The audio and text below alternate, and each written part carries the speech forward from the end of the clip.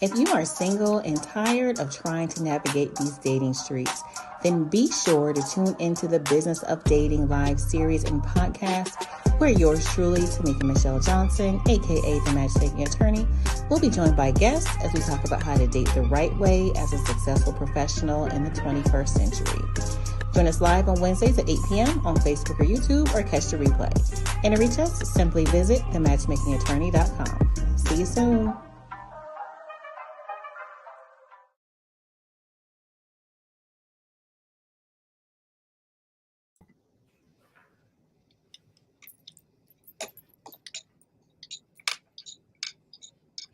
Hello. Thank you, Coach Reg.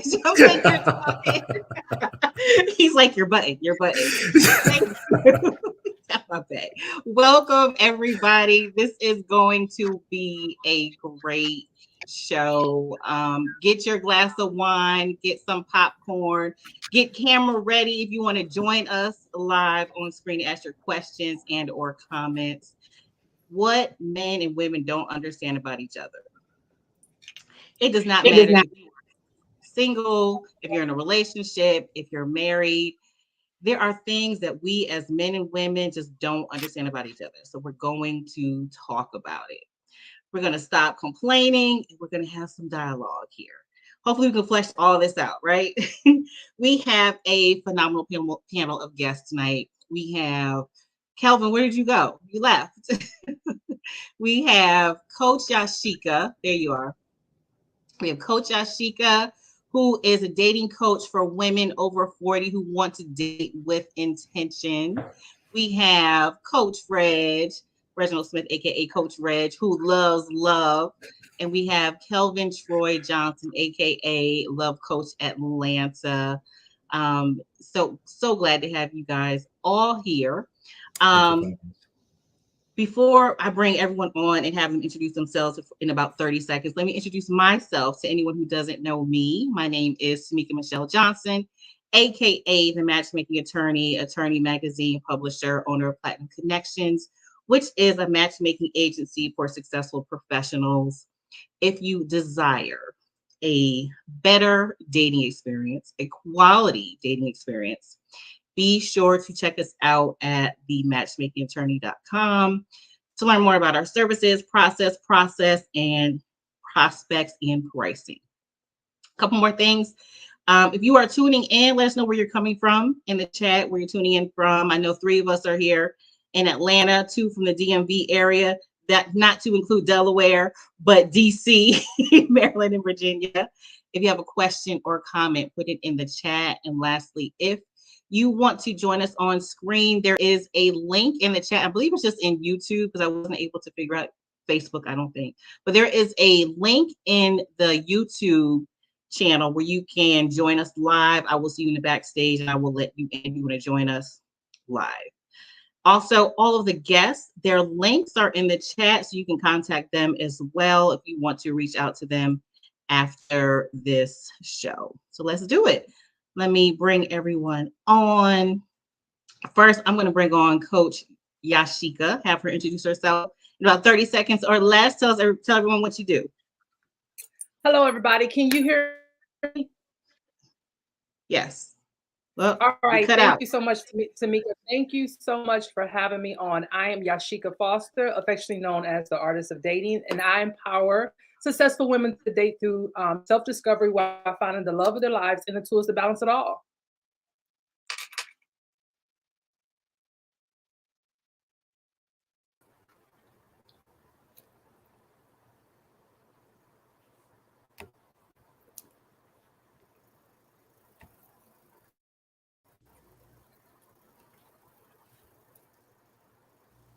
Hello, everyone.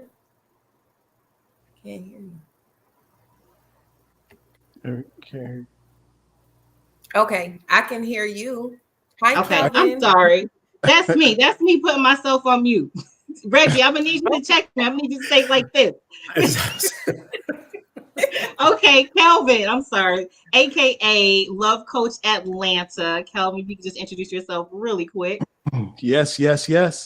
Hello, everybody. I am Kelvin Troy Johnson, dating and relationship coach known as the Love Coach of Atlanta. And I help successful single-centered women to find successful men for dating, relationships, and love. And I'm glad to be here. Let's go. Awesome. Welcome. And Miss Tiffany Simmons, AKA the Plugs Lawyer. Introduce yourself really quick. Hello, everyone. I am Tiffany M. Simmons. I'm the owner of Simmons Law. I also am a media personality with my own show, and I'm so happy to be here tonight. We're talking about dating, so I'm excited. Yep, awesome. And Coach Reg, who loves love. Introduce yourself to everybody. Yes, my name is Coach Reginald Smith. I am a professional relationship coach. My clients are high-achieving professional men and women who desire quality relationships that honor and support their core values. And I use the components of emotional intelligence to help them achieve their relationship goals. And yeah, there's more, but I'll save it for later. But it's good to be here. Thank you for having me, Tamika. Yeah, so this is a great panel. So anyone who's tuning in, let me tell you, first of all, we should be charging for this, right? All these professionals on here, we should be charging for this. So take advantage of this opportunity with these coaches on here, because they're going to give you a wealth of information. This is the time to do it. Kelvin and Coach Reg, they both have books coming out. So be on the lookout for them. Make sure you visit their websites, their channels. And at the end, I'll have them tell you a little bit more about their projects. Miss Tiffany Simmons. Tiffany Simmons is not a coach. She is an attorney, but I spoke with her. Oh, for anybody who doesn't know, who hasn't checked out the magazine yet, this is Coach Reg on the cover. You can see this picture right here. This is Kelvin right here on the cover. Tiffany was in this issue here. I just got to get Yashika in here. But Tiffany is not a coach, but I did an interview with her in the most recent edition of the magazine. And I did an excerpt. The excerpt is on the YouTube channel, but every time I hear it, I just get chills.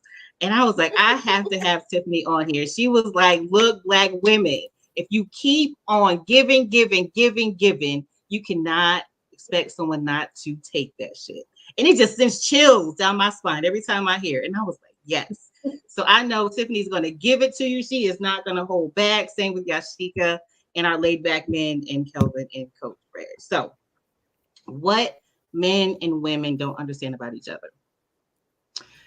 I was going to softball it and start my own, but time's going to go by pretty quick. So I'm going to have Coach Yashika start off because we were on a panel together on Kelvin's show.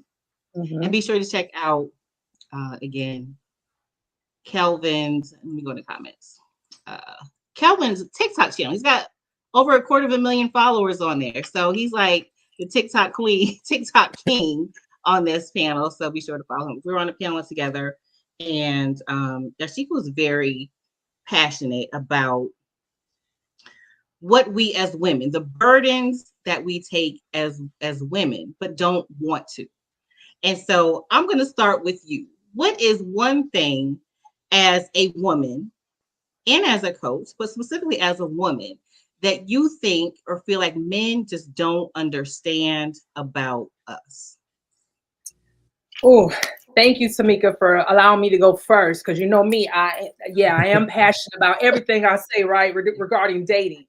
I would say this from a woman, just like Coach Reg and I were talking earlier. I am prior service, right, 25 years. And so when I tell people that from the beginning, they automatically take me as this very, like this term, we're going to use it so that everybody can be on the same sheet of music. But the alpha female, right? So the alpha female. So that's the one thing that I think that men can understand about us. We don't want to be that person. We don't want to be the woman or the person that has to do everything. For me, for example, currently I'm single, right? Divorced twice, right? I do the things that I have to do because I have to.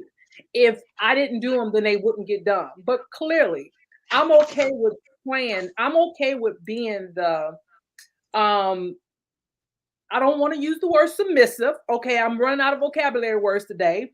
Okay, I don't want to use the word submissive, but I'm okay with being that woman where I show up in my femininity, right? In my feminine energy.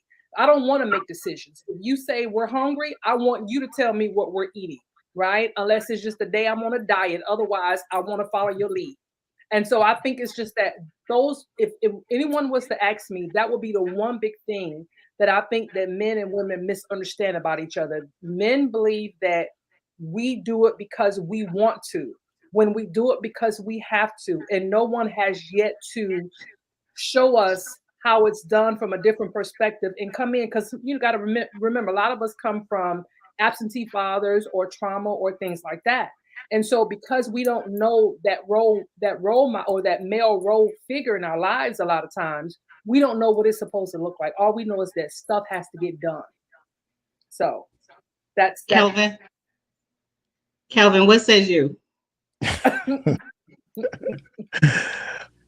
Well, you want me to respond to what Yashika said? Yeah, I want you to respond. Okay. You know I'm ready for that.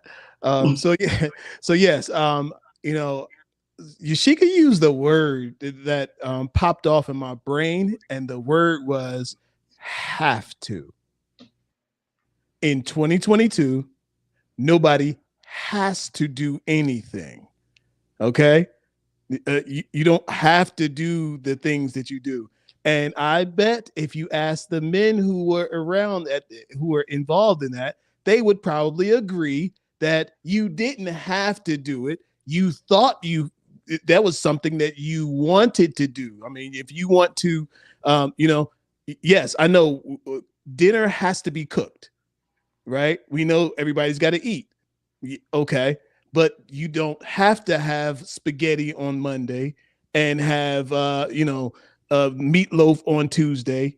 Sometimes you're putting the extra pressure on yourself. And since you've done that now, then you got to look to figure out, well, why do I have all this extra pressure? Why do I have all this extra pressure? Well, the extra pressure comes from you.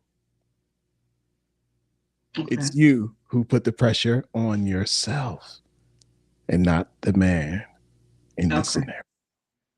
I do have a response, but I'm not going to, because I'm going to mediate this time. Tiffany, I like for you to respond to what Kelvin just said, as far as you don't have to and us putting the pressure on ourselves. I know what you want to say, so I'm going to let you say it.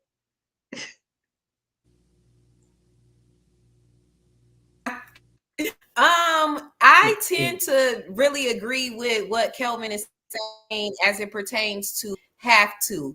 I'm gonna say, Yashika, you didn't make it sound desirable to submit in the verbiage that you chose, but that's the experience that you're bringing, and that's based on what you experienced in life. So I think everybody is different, but like I said in my interview, if you don't speak up and become an advocate for yourself, you will not get what you want in a relationship, situationship, friendship, businessship, whatever you have. You have to be vocal. And one thing I'm gonna be hard on us ladies and say, men are not mind readers. We have to stop being delusional to think that they know every single thing that we want, that we need, that we desire. They automatically know what is correct. Men are mind readers. Are you a mind reader? Unless you are a psychic, you're most likely you're not. So I think that's something that I've been seeing and noticing amongst just women of my age, women younger, women older, where we are dead set on a scenario of how a man is supposed to treat us, or we're dead set on a scenario of how a particular man is treating us, and we're not willing to see that he's human too, that he has a perspective too, that he has feelings too. Now, I'm not saying that man is going to come out and cry and do all of these things that we do as women that is more emotional, but we do have to understand that they're human too, and what they think matters. I've seen a lot of selfishness amongst ladies, and it's kind of it's unfortunate, and I don't really like it, because I think that both people in any relationship, they need to be happy. It shouldn't be forced. You know, if you're not ready to submit to your partner, it's a for you, then maybe you don't want a partner right now. Maybe you should learn how to submit to yourself first. I even mentioned, you know, men that are in relationships and you want to see the different pictures online, or they only post their girlfriend or their wife's birthday or something, but it's not really thoughtful or heartful. It's like, man, do you really even like your wives? And I said, you know what? Maybe it's because you may not really like yourself inside. Maybe you're not loving yourself to the best. Because if you love yourself to the best, and that's man or woman, it's going to exude in how you treat yourself and others around you, including your partner. Okay. So I'm going to try it, because I see Coach Reg like rubbing his hands over there like he's ready to say something. But I do want to say, and Yashika, you can correct me if I'm wrong, but what I'm thinking that what you mean is not just dinner, not those things, but if you are single, as a single woman, perhaps been a single mother, you had kids, the bills had to be paid, the mortgage had to be paid, the rent had to be paid, car note, food put on the table, and we get accustomed to doing those things. So when a man comes into our lives, it's hard to kind of let those things go, and that the responsibility of that go. And so we keep on doing it. And so I'm thinking, Yashika, you can correct me if I'm wrong, if that's what you kind of meant, like those are the things that we're doing. Those are the things that we desire to have a partner to help us in all of that, even the kids, or raising the kids, should I say. Well, I know for me, I have been married longer than I've been single.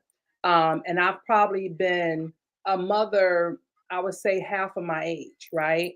And so, yeah, words are important when we think about what Kelvin said about the word "have to." And what I mean by that is, when you are a woman and you are a mother, right? I recall times where I'm at meetings and I'm thinking about what the kids are going to eat, or who has to go to practice afterwards. And so this was something that I asked my ex-husband one time. When he's at work, do he think about things like that? And he says no. And so when I say the word "have to," I mean simply because that's what we think of. We think of, remember, we're nurturers by you know, within us. We're instinctively, we're nurturers. So, and when I say "have to," whether or not we want to use that word or not, it's a word that I do choose to use. Have to. My kids have to eat. My husband have to eat. I have to eat. So whether we do it, I do it myself, he does it, or we Uber Eats, we have to eat, right? And so again, you're right, Tamika. I was using that about you know, to bring home when you're talking about what we have to do versus, you know, single women versus married women.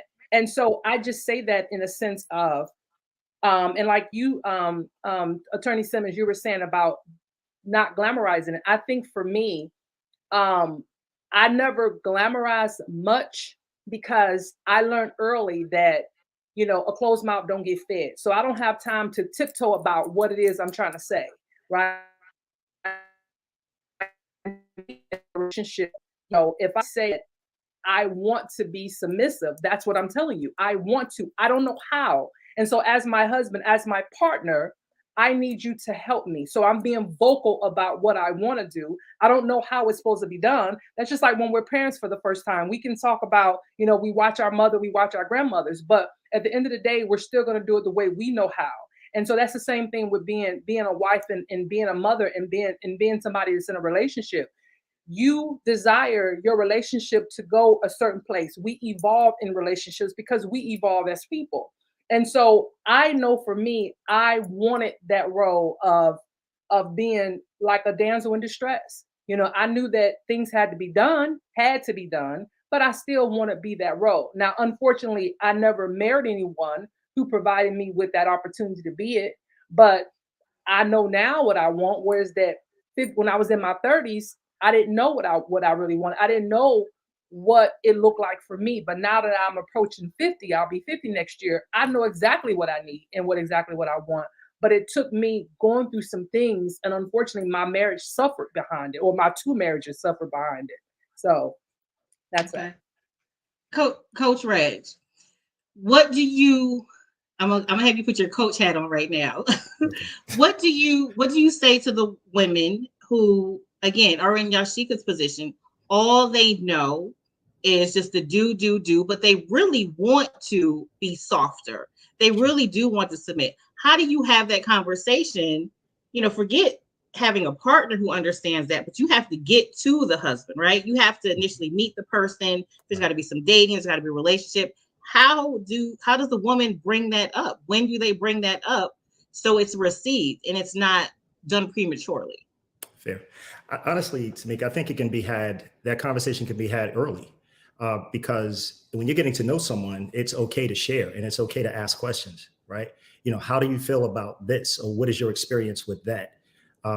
Is submission a bad word? There are women who hear that word and they're like, oh, I'm not doing that, because it suggests to some that you're in a less than position, and that's not it at all. Submission is earned, and it's not something that's just freely given. Right. So I think that when you say, how do you bring it up? I think it's in the conversation, because at this station of life, we've had enough experiences to know what works and what doesn't. Let me step back. This begins with self-awareness, right? If you know you're a boss at work and you don't want to be a boss in relationship, but you recognize that is not always not always easy to take that hat off in relationship, then talk about it, right? But understand that is not also freely given, right? That comes from that man who's earned it, because you have to have some respect for him, because you can't submit to someone you don't respect. Can we just be honest? You know what I'm saying? So there's some things that need to happen up front. And I think it can happen in the course of conversation and getting to know and just asking questions. And I think we have enough experiences that it doesn't mean because I'm asking these questions, I expect us to be together. Why am I asking you? Because I want to learn. I call it data gathering, information gathering, right? So that you can make an informed decision concerning that person. Okay. Mr. Kelvin Troy, what is something that we as women don't understand about men? There's so many things. I know. Just give me one right. Okay, so here's one that I that really stands out, is the idea of love. Men see and experience love differently than women. Okay. For example, a woman might feel like, you know what?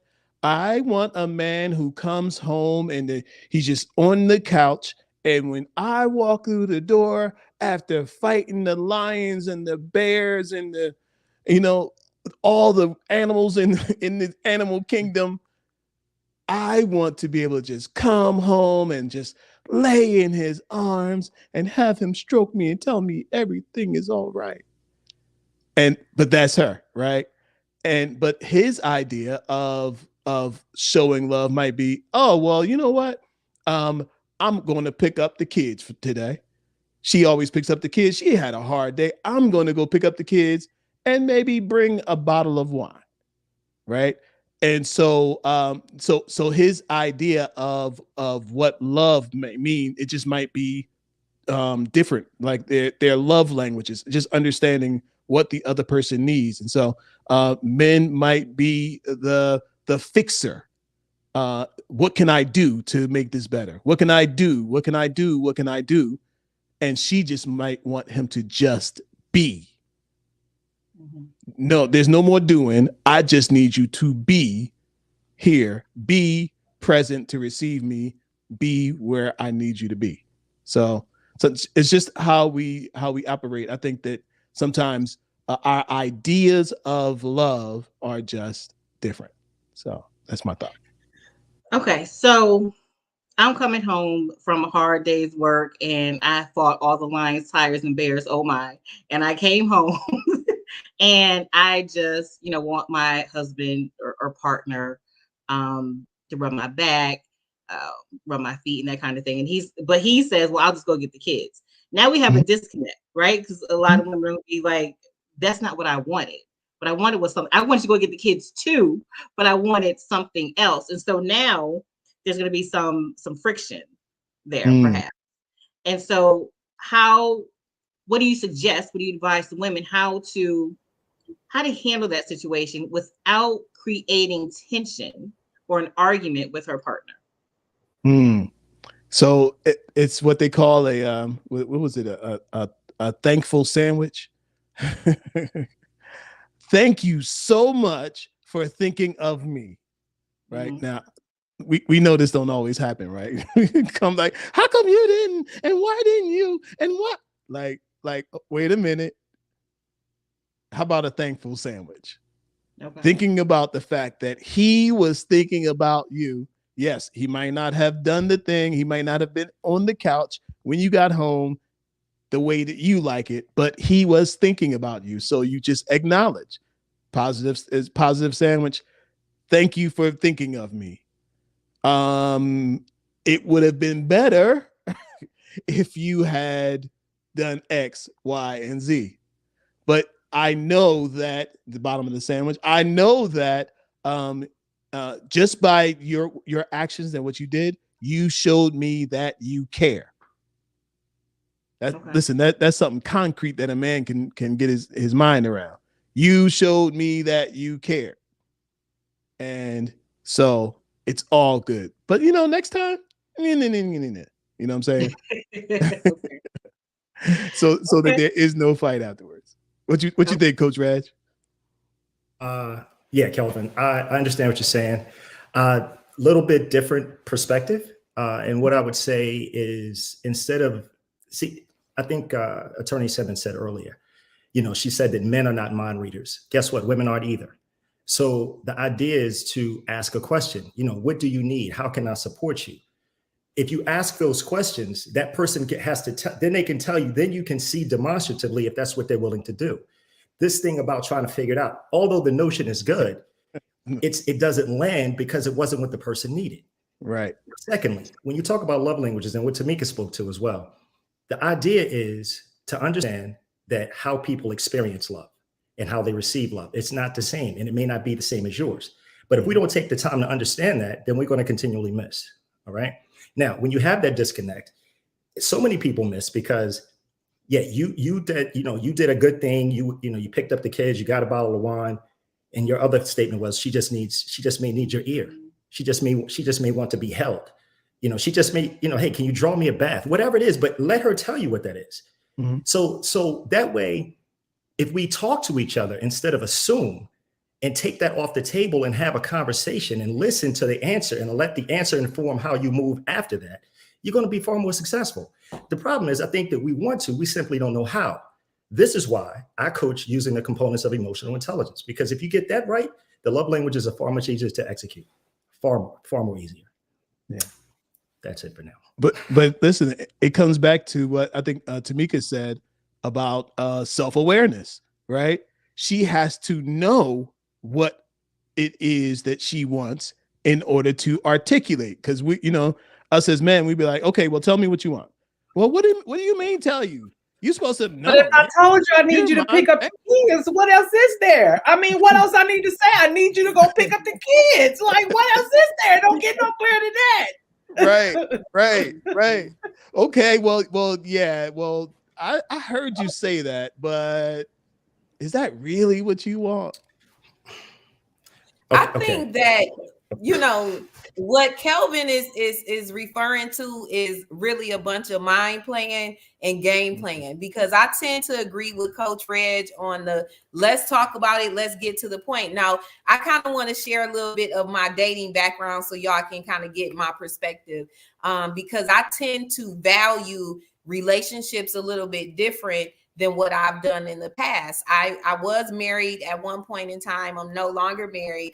I do desire to be married again. So my approach to relationships, quite honestly, I look at the fact that when I was a wife, me and my ex-husband, we didn't get to experience the blessing of what marriage is for a long time. So now, from that perspective, I look at, again, relationships a little bit different. When I do decide to commit to someone again, I'm going to pay attention to how I respond to them, how I talk to them, how I treat myself. When I was with my ex-husband, I know for a fact there were times where I didn't love myself the best. There were times where I didn't treat myself the best. So in turn, that that affected how I treated him, how I responded in our marriage, how I responded to different things.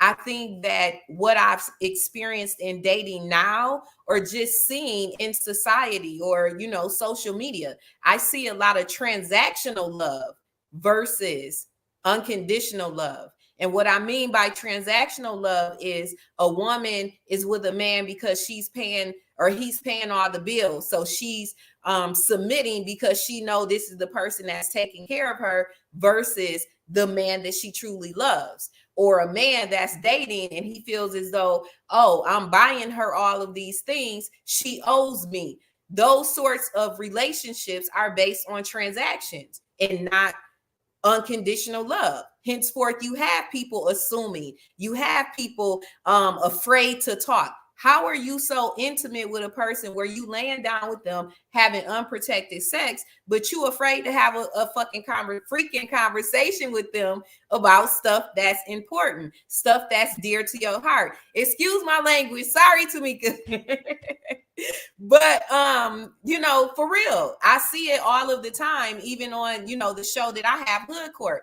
We talk about different subjects, different things, and it's like, how can you get online and express all these things about your partner, but you can't tell them and they directly in the house with you? That is a problem. Something is wrong with that. And it starts with the individual person, man or a woman. Well said. Well said, attorney. You call me Tiffany. You call me Tiffany if y'all want. Good stuff. Tamika, you off. There we go. I swear I clicked it. I promise I did. I appreciate it. Coach Reg, tell us something that we as women don't understand about men. I'm gonna have you switch hats. I'm gonna have you switch to your male individual. Sure. hat. Sure. Got you. I have a few things, but not so much in an order, but just in case we get to them. But the first is, and I'm going to read them because I'm a note taker, so I just kind of want to be clear. So women don't understand that men may not be ready to talk because you want to, right? And so learn to pick your spots. And I mentioned, emotional intelligence earlier, and that's a component which is relationship management, right? It's social awareness as well, being aware of your person, when he's more receptive to you, when he's more available to hear from you, right? Doesn't mean that you're walking on eggshells. Doesn't mean you're tiptoeing around things. That's not what I'm saying. I'm saying pay attention. Kelvin used the example about someone comes home from a long day. They may need a minute, to kind of decompress, to wind down or what have you. And if you want to talk to him, it's not that he doesn't want to listen. He just may not be emotionally and mentally available to do so because he had a day, right? Conversely, if he's home and you come in from a day, you might need a minute too, right? So it's not about, oh, let me do this for the man. Understand, this is about how we interact successfully together in a relationship, right? And the reason I say that is because, and so I have a coaching model, and part of that model talks to how you introduce these things. So you introduce your concern before it escalates to an issue. The model is called DECIDE: define and discuss, communicate, introduce or initiate, design, and execute. And every phase of that you execute. And that's in my book as well. So you guys can pick that up. We'll talk about that later. But nice the point of it, had to. But when you think about the model, how do I introduce this concern? Again, before it escalates to an issue, because the idea is you're likely frustrated about something. So what we probably need is an agreement. And so we have to figure out how we get there. So we introduce our concern. Hopefully we can define what the issue is, discuss it, communicate about it, ask questions, because the questions you ask may not be an answer right away. That person may have to sit with their response. They may have to think it through. And once you understand what that is, they understand what it is, then you negotiate, right? You kind of figure out, what am I willing to do? What are both people willing to do? And that's the part that you design into the relationship. Why do you do that? Because now you want to introduce accountability. Let me be very clear. How many of us can attest to having a conversation with someone and the person is listening and nodding like, yeah, I get it, right? Anyone seen that before? Mm-hmm. Right? Hear me. Acknowledgement is not agreement. It isn't. Agreement says, I'm going to do this, you are going to do that, And now we have something in place that we can come back to because we both signed up for it. If all we do is have conversations out of frustration, you will continue to have them absent of agreement. The agreement undergirds your conversations with accountability, right? And again, this is how you can navigate those challenges. And here's the other part. You also get to figure out who you're in relationship with. What are they willing to do? Right. So, and what are you willing to do? So it's important, but it's an exercise and it's work. And it's about self-awareness, knowing yourself, managing what you're aware of. If you know you're temperamental, if you know you can, get turned up, then, maybe that's not the time to have the conversation. Be smarter than the moment when you're less angry or frustrated, and then introduce the concern or the challenge. Coach Yashika. So to reply with Coach Reg, so my question I want to know is that in a situation like what you said, just as Attorney Simmons and I spoke, we are both divorced women, right? So when would you tell someone to go through, like you said, your model? Because see, what you're speaking of is what we learn when we get our 40s and 50s. But then according to some coaches, if we wait till then to get married, then we'll be behind, right? So we want to be able to be married and do that. But I'm just curious, when do a person develop that? Because we're not all emotionally there yet. Great question. And what we're talking about, Coach Ashika, is new habits, right? Because our old habits have not served us, right? So we have to figure out how do we do things differently. The other part of this is that the person you're in a relationship with or getting to know, this is something that you want to find out if they're open to, right? When you're getting to meet someone, it's not about what you like, or we like the same colors, or we like to travel, or we like the same food. No, it's like at this station of life, what have you learned? What have you learned about yourself? What have you learned about relationships? What would you do differently? That's not say. And why do you ask these questions? Because I want to understand, if you're willing to share with me, if you're open to conversing with me, because women tend to be far more communicative than men, right? Because it's for some women, it's a sense of assurance and connection. Like, I feel more connected if we communicate. I feel that you're in this with me if we're doing that, right? Where a man may say, well, that's not my thing, and I'm not really good at that. So a woman can say, and oftentimes when that happens is a woman says, I like to talk, I need us to stay connected. The man says, that's not my thing, and it dies on the vine. But what you could ask is a question. I get that it's not your thing, but what are you willing to do? Because I'd rather start with something than nothing, because we can grow from something, but we can do nothing from nothing. Let me jump in there and I know you probably, I don't know if you finished your point, but I want to say this. When you talk about where we grow from.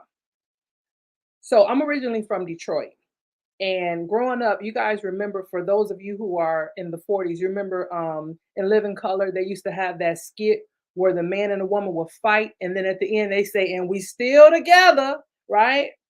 So this is how I grew up. So what I'm telling to you is that I didn't even know until the military told me, hey, if you fight your spouse, you could get UCMJ. Wait, I'm like, I didn't even know that until the military talked of what I saw, what I came from. So if we don't know we're doing anything wrong, then where do we start? Got you. I get it. So it sounds like you're speaking to what was modeled for you, right? What you saw, and that became your normal. Right. I agree with her on that, because I'm actually Michigan made too. I was raised in Grand Rapids. But Miss Yashika, we got to start somewhere, because we know in our heart that must be wrong. Come on now, sis. We might not know how to fix it, but we know that I know that now, and I knew that in my 20s. But when I got married the first time at 18, I can't tell you I knew that. Even if I had it when I got married, when I was in my 20s, when I got married the second time, I still didn't quite understand that. So what I'm telling you, we all got to start somewhere, but we don't know we don't know what's wrong until somebody else tells us what's wrong. No, fair enough. So what I would say is, if you were to work with someone that can help you kind of excavate your past, right, and the choices you made, and help you understand why you made them, and compare and contrast those to now, would you make those similar choices, right? That's one of the benefits of coaching, right? Because you can learn about, now, obviously coaching and therapy, that's in the same mental health genre, but depending on the depth of the hurts of the experience, it may be a therapy thing. The way that I explain therapy, counseling, and coaching to folks is this: therapy helps you understand kind of the genesis of who you are, where you came from, why you make the choices you make, right? Counseling deals with your present, something you're challenged with right now. Coaching helps you move from where you are to where you say you want to be, right? So if you think of it like a past, present, future, and so it really depends, and they both can coexist, meaning you could be in a you could benefit from therapy and coaching. A person could, right? Because if they are sincerely interested in doing the work to get better, that's really where it starts, because you have to first understand and stuff, because to your point, where do I start? I would suggest considering that, starting with considering working with someone who can help you uncover and discover why you make the choices you've made and how you can be better going forward. Does that make sense? Something that Coach Reg said that I definitely want to jump on is you were just talking about communication, right? And you were talking about how men communicate and how women communicate.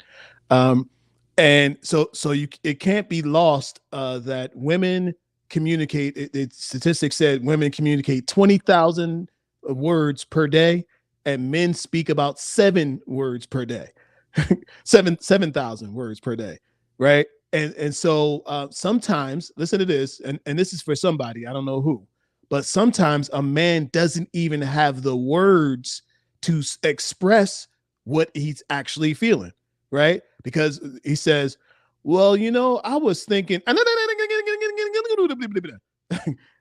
he's like, oh, well, can I get it out my mouth? I mean, well, you're talking too slow or whatever, right? Because a woman wants to express, she wants to know, she wants to know the details. She wants to know the A, the B, and the C. Don't be leaving out B. I need to know the A, the B, the C, and the man's like, alphabet. It's all in the alphabet. It's A, B. It doesn't really matter. It could be A, it's C, it's B. It doesn't matter, right? And so a lot of times, I always think that we need to give more space for grace, right? Believe me, I mean, in most of these situations, the thing that you wanted to hear him say, he probably didn't even know how to say it. He didn't even know how to express it in the way that it would have been received well. So, give some space for grace and understand that we just flat out communicate differently. Women do not communicate in the same ways that men do. Go to me. Okay, real quick. So on Monday, Kelvin had a show, his live show. He does a weekly show, and it was about men leaving United States, this country, and going to other countries to find women who are quote unquote more submissive, who are softer. What can you tell men? What would you tell men who are or have met strong women, who have met women with a past perhaps similar to Yashika's or to Tiffany's, come up really strong? Because at this point, a lot of men are just disregarding it. Oh, she's just too aggressive. She's too alpha. I don't want to deal with it. Mm-hmm. But knowing that there's trauma behind that, right? Or there's a reason why we're that way. What are you saying to men? What do you say to men to, I guess, the space for grace to perhaps get to know this woman? Because there is a softer interior outside of all this. What do you say to men who are so quick to say, I'm done with women, I'm done with American women, I'm done with Black women, I'm leaving? Yeah. So I was actually having this conversation in my head earlier today. I have these conversations. I literally think about this. If I'm not talking about this or coaching on it or answering emails on it, I'm literally like having these conversations about this myself.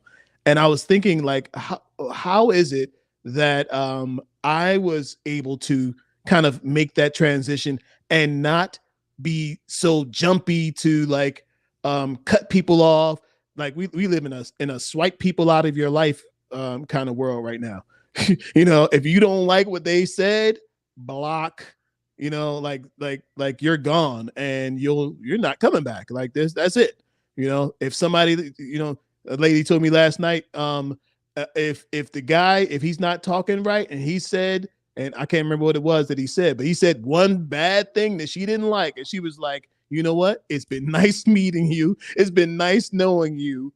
Goodbye. And I was thinking, like, what? How did I get to the place that I could, like, not snap off, not make a quick judgment on somebody's behavior or something like that?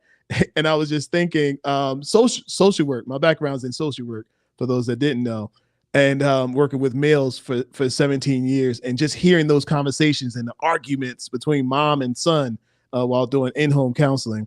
And I observed how fast the thing can turn. Right? It goes from a regular conversation to just like at each other's throats. So what I exercised with them was just the patience to just listen. Because half the time what you're hearing is trauma response. People who say, look, I'm not dealing with American women no more. That's a trauma response. Sometimes how the women are responding is based on their trauma, the thing that happened to them. And you know what? And listen, especially for some of our older ladies who have been single a while, right? Listen, look, you sound like Pookie. And I ain't dealing with nobody that even sound like Pookie. Bye. You know what I mean? And so that can be a trauma response. So I think on both sides, right, we have to examine what is being said. What are they really saying? And let's not just wash them out just because they didn't say the right thing, or maybe they said the wrong thing. Why did they say the wrong thing? So let me say something real quick. I don't think that we have to wash people out. But we do have to determine quality versus quantity. Determining a quality person is looking at their heart, looking at their character, looking at, again, how they treat themselves, how they treat others around them. Stuff like what you're talking about, Kelvin, as far as, love languages or helping them through whatever trauma that comes, or that should come, once you determine, hey, this is a quality person that I should invest in. Me personally, in the space that I'm in dating, it's kind of unfair to me to have to help somebody unpack their trauma. I'm not a therapist, so I would refer them to Coach Reg or Coach Yashika and say, hey, maybe I care enough about you to tell you to deal with your personal traumas. And I'm not, I don't want you all to, get the perception that I didn't come from trauma or still deal with trauma, because I do. But I do pride myself on holding myself accountable for my past actions and getting the help. I went through therapy. I went through, journaling. I went through dealing with the inner child issues or the childhood issues myself, because I felt like I deserved to be a whole person before I contribute to another person. They deserve that. They don't deserve the traumas of what happened with my ex-husband or the traumas of what happened from childhood or this, that, and the third. Yes, you can tell your partner those traumas and talk about it, but do you want a tribal bond with your partner, or do you want a real love bond? So, I think even as it pertains.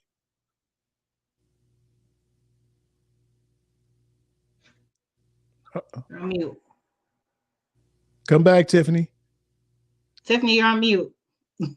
Oh, sorry. I was ending with saying I've seen men say, I need a woman to hold me down. They don't know what I go through. They don't know what I've been through, this, that, and the third.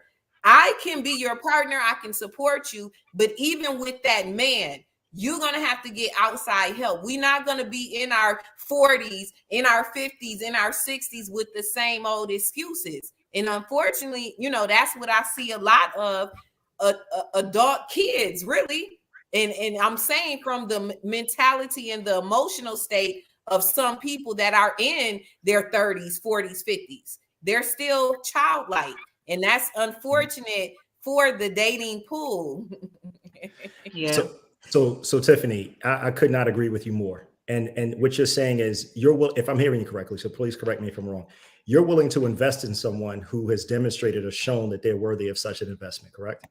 Yes. Exactly. And myself as well. I mean, it's people you can have sex with all day long. It's people you can go on dates with all day long if you want a free meal as a woman, but that goes to show what you care about your time. I value my time. As a lawyer, I get paid $1,000 an hour plus for my time. And I don't even care about money like that.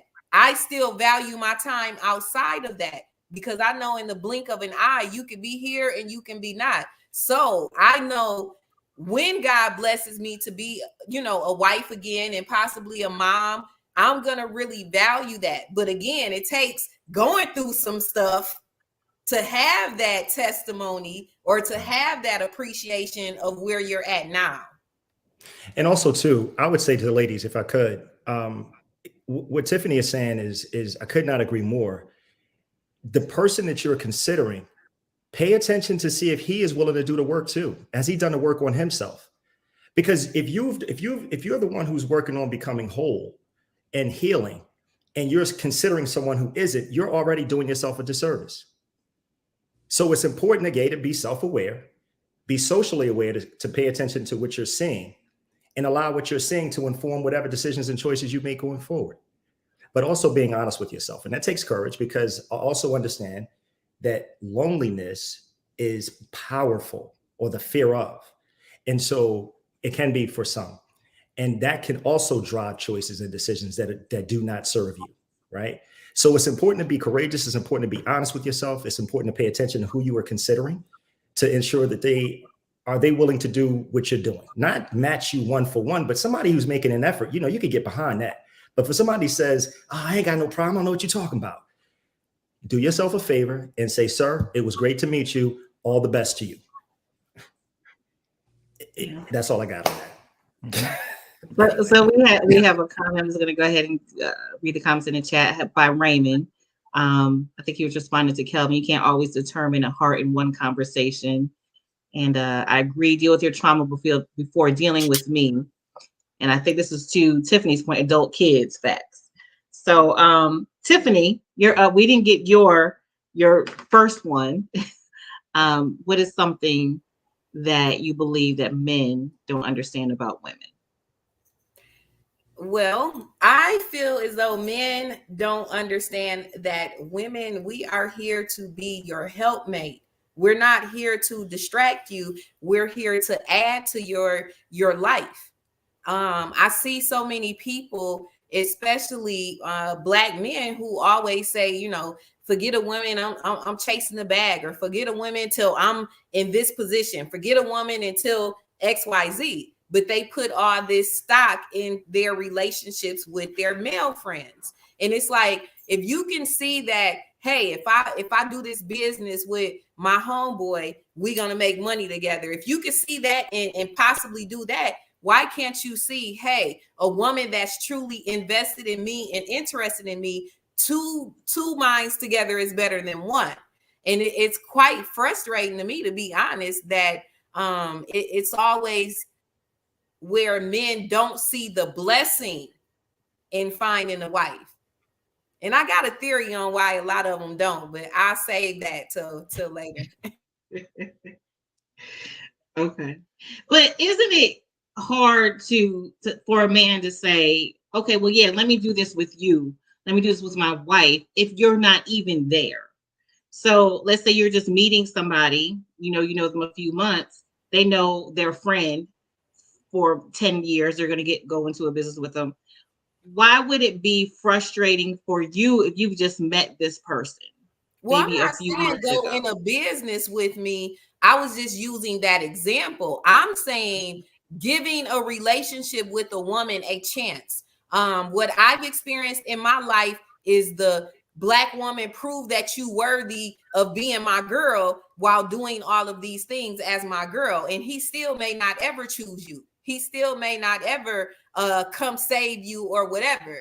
I remember one of my favorite childhood movies, and to be honest, I had that ingrained in my head for a long time, was, you know, the movie Coming to America. Like, I just loved how, you know, and it's childish, but I didn't think you was going to say that. Coach Rez, that was something that I had to grow through, even that thought process of, oh, maybe, you know, the guy gonna come and see me doing, you know, the good in me and come save me out of this situation. Because like I say, I left home at 17. I was raised in Grand Rapids, Michigan, left home at 17, went to Florida. So I grew up, you know, essentially on my own for a lot of my life. Even as a young girl, just due to how my family was set up, there was times where I really had to kind of raise myself. So coming from that sort of background and then trying to, you know, date or see what love really looks like, that was a challenge for me. I didn't see healthy love in a lot of situations in, you know, my family. I can't say that I didn't see some, because my grandparents, God rest their soul, on my dad's side, they were married until the day that they died, and it was over 60 something years. That was one true example that I seen of unconditional love. But even with my mom, she was married before, and I kid you not, I never really saw love between her and her ex-husband. I never saw the companionship side. All I saw was the arguing side, and stuff that I didn't want to see, you know. But I used that even as an example of, hey, this is what I saw that I didn't want, so I want to choose different. And even in thinking that way, I still bumped my head along the way, but hey, God still got me here. It's called being human. You know what I'm saying? We all make mistakes, and understand this relationship experience, this relationship game. And I'm not using it like it's a game, but it's emotional. It's not logical. And so the choices we make, especially if we have an affinity for someone, or we've come to like someone, there's a vulnerability that comes with that. And so it's like, I care about you. I think that you're worth it. It's kind of like people who stay in relationships for a long time, even though they've seen why they shouldn't. The challenge is, you know, they want to believe the best in the person they're in a relationship with, even though the things they're seeing are like, I need to get out of here. But emotionally is why you're there, because logically you're like, I would be out. If someone told you the same story, you'd probably be like, oh man, why would you tolerate that? Why would you do that? You know, I wouldn't do that. That's the caution. Don't ever say what you won't do, absent of being in that experience, because we don't ever know what we will do until or unless faced with whatsoever, right? And it's okay, Tiffany, that what I love about what you're saying is that you're paying attention to your experiences, and that's something that a lot of folks don't do, right? They just have experiences and they keep having them. You're someone who sounds like you choose to learn from them, and that's going to pay you huge dividends. I promise you. Keep doing that. The mistakes aside, the hiccups aside, yeah, you're killing it with that. So can I jump in and say something? You're welcome. That was good. That was good. So I'll often talk about the Cinderella complex of, you know, waiting for the hand of the prince. You know, I mean, the story has been taught since you were 7 years old and read Cinderella. And one day someone else is going to come in, swoop you up, and take you to the life of your dreams. Right now, you know, there's a lot of holes left in the Cinderella story. I mean, like, you know, why do you think he skipped over all those other women and chose you? Like there's a lot there, right? But so what I do here though is that I don't want you, Tiffany, to ever, and people who are like Tiffany who's listening, I don't want you to let go of the emotional side of the beauty of love because it didn't happen, or because you was one of them stepsisters and your sister got the love and you didn't get the man, like you didn't get the prince or whatever. But there's a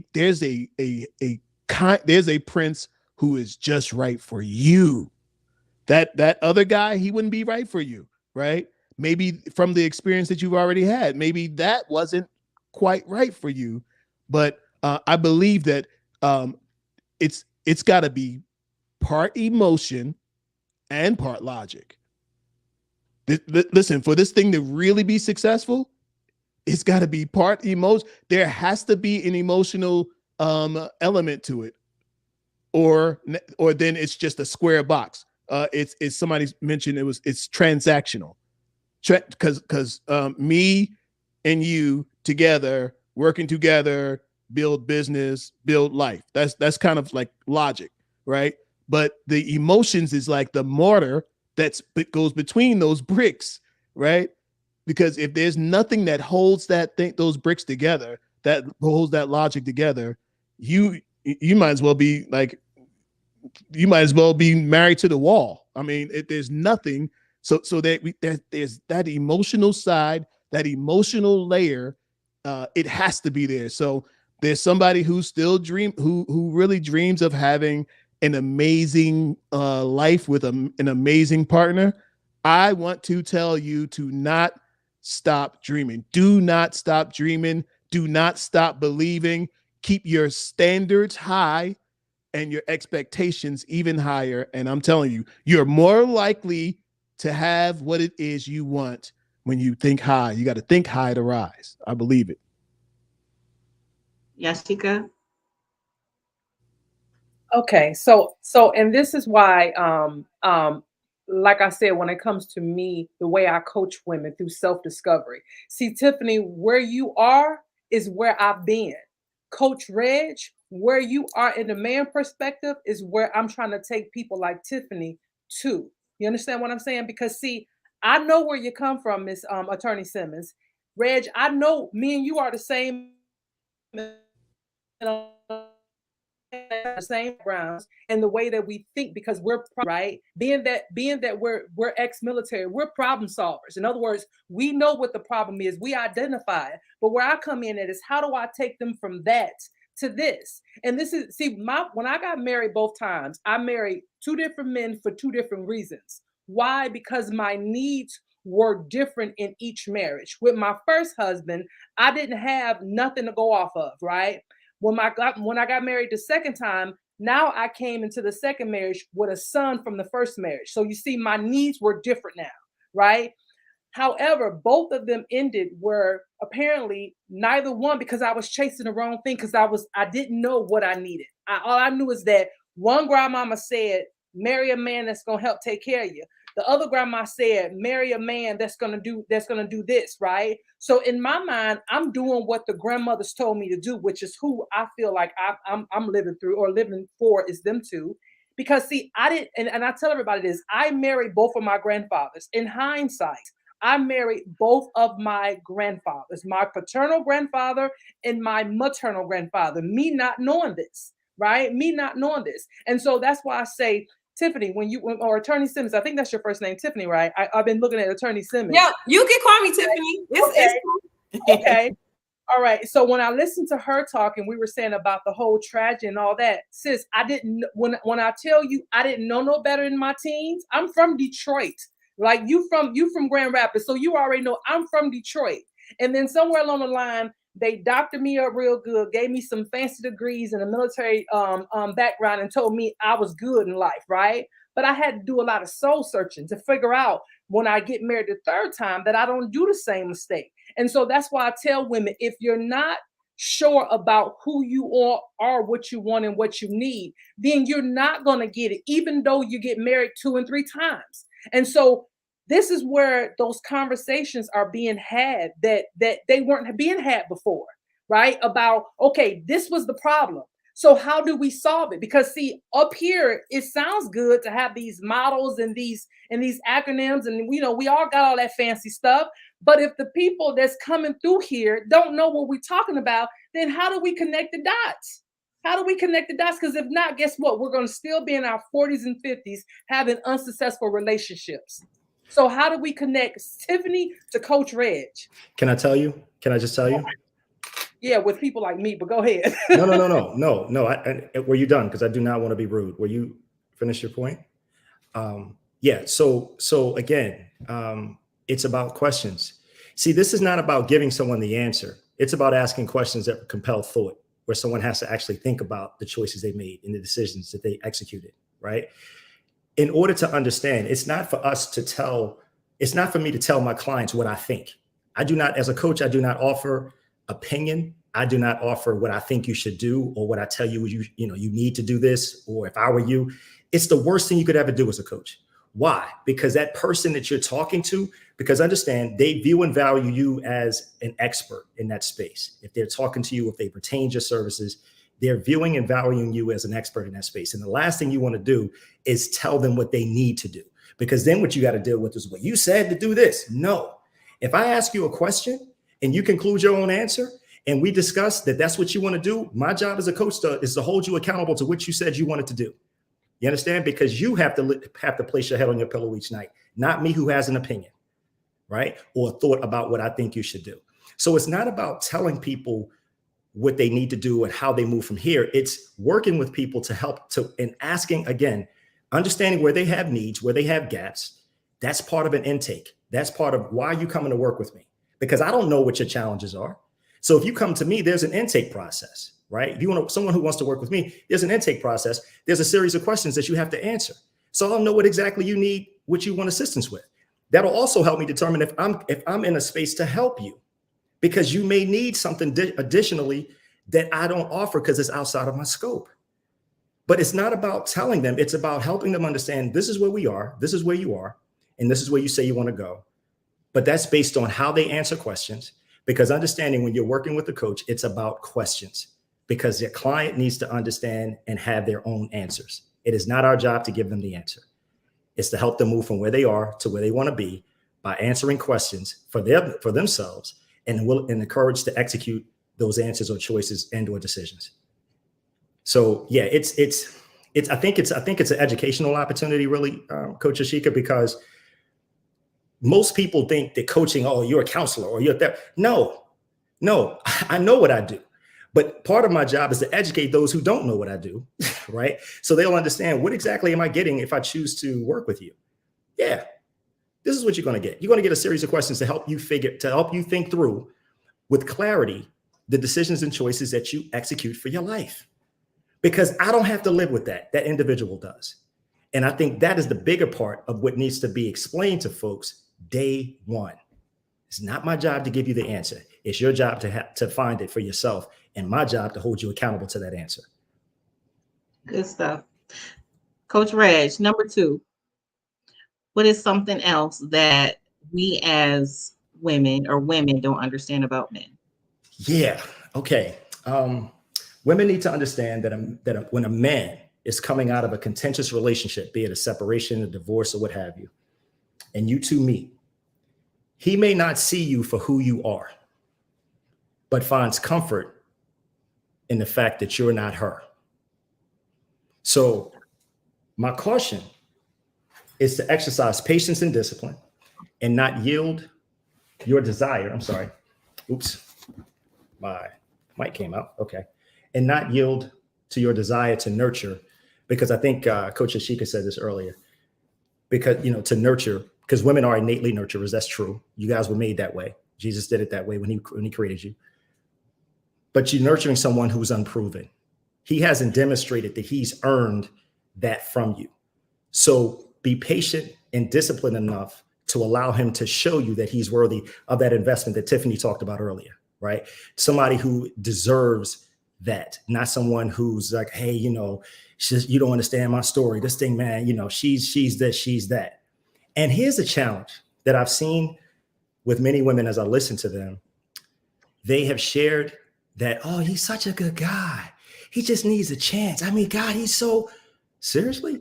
But because that nurturing piece kicks in, you're like, you see the good in him and you want to see the good and you want to believe.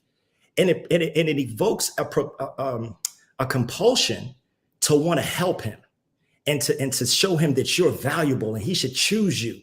Here's the problem. He likely won't, because he hasn't done the work on himself to understand the choices he's made, likely. Because if he did, he would have different conversations with you. And can I just tell you, this is the last one. When someone tells you their story and everything is about the person they were in relationship with and how horrible they were, hear me, pay attention if they don't say anything about their part and their role.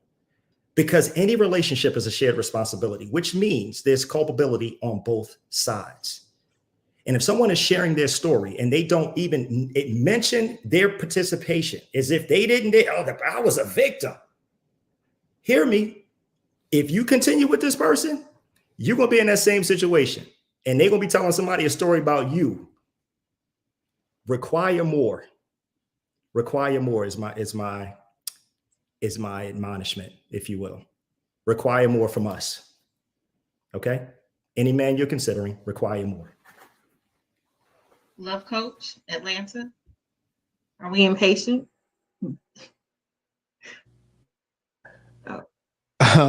You can be, yes. It just depends. But Coach Reg, he hit the nail on the head. I think that often women don't require enough, right? You think to yourself, well, I don't want to be nagging, and I don't want to. I really believe that like your standards are everything. And sometimes you might be asking more from the pool that you're fishing in than is there. You hoping for a big fish, but you're fishing in a small pond, right? So there's a place where salmon hang out, and it's not in Florida. There's a place where the whales go, and it's not in warm water. It's where it's cold, and so I think again we keep saying it comes back down to self-awareness, right? You actually knowing who you are and what you need. Do you know who you are? And do you know what you need? Do you recognize that everything you've gone through, I really do believe that life is cumulative. It adds up. And the things and the people that have been in your life, they're adding up, and so, but you have to be self-aware enough to turn around and say, oh, look at that.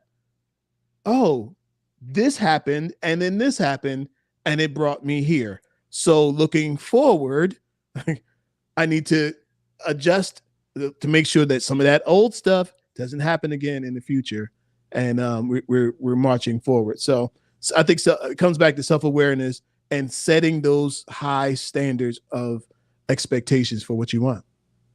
Okay, before you go, and this is for people who didn't read your article when we were doing the interview, you mentioned about men not having a blueprint for women in your life.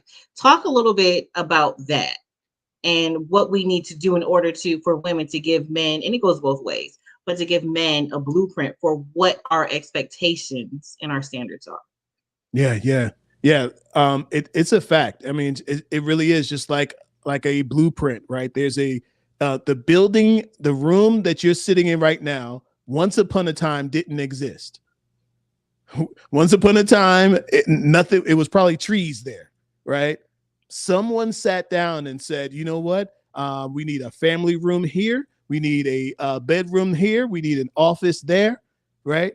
And then the people, the guys, the tradesmen came in and built upon the blueprint that was set up for them to build.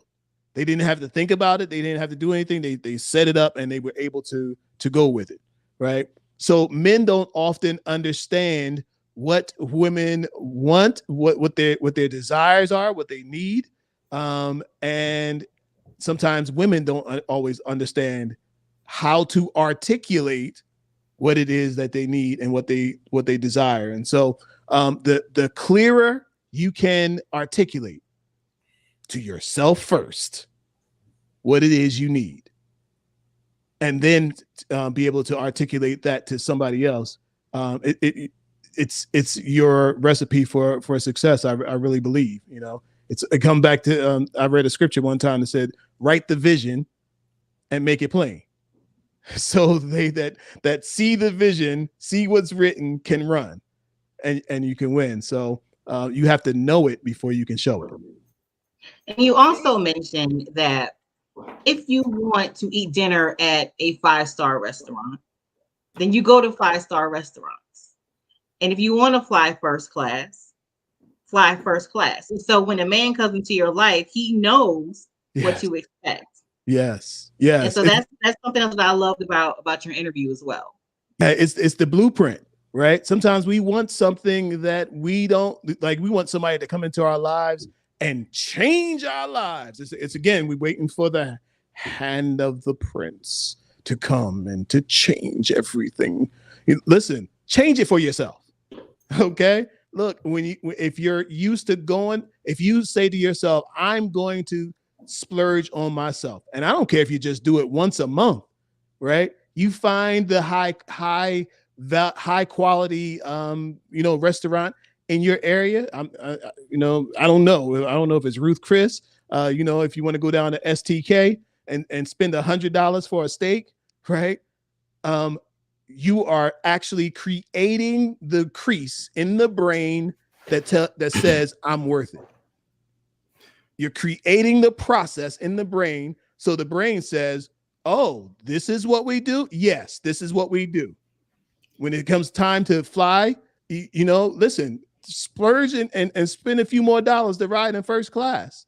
Because what you're doing is teaching yourself, I am first class. I am high quality. And this is whatever you want to call it, right? This is just what I'm calling it tonight. But you create the lane for people to follow. So we write in the vision, right? Somebody comes and sees your life, they come into your life, they say, oh, wow. Oh, you eat at STK. Oh, wow. You ride first class. Well, either they're going to jump on with this and ride with you, or they'll just back off and go their way.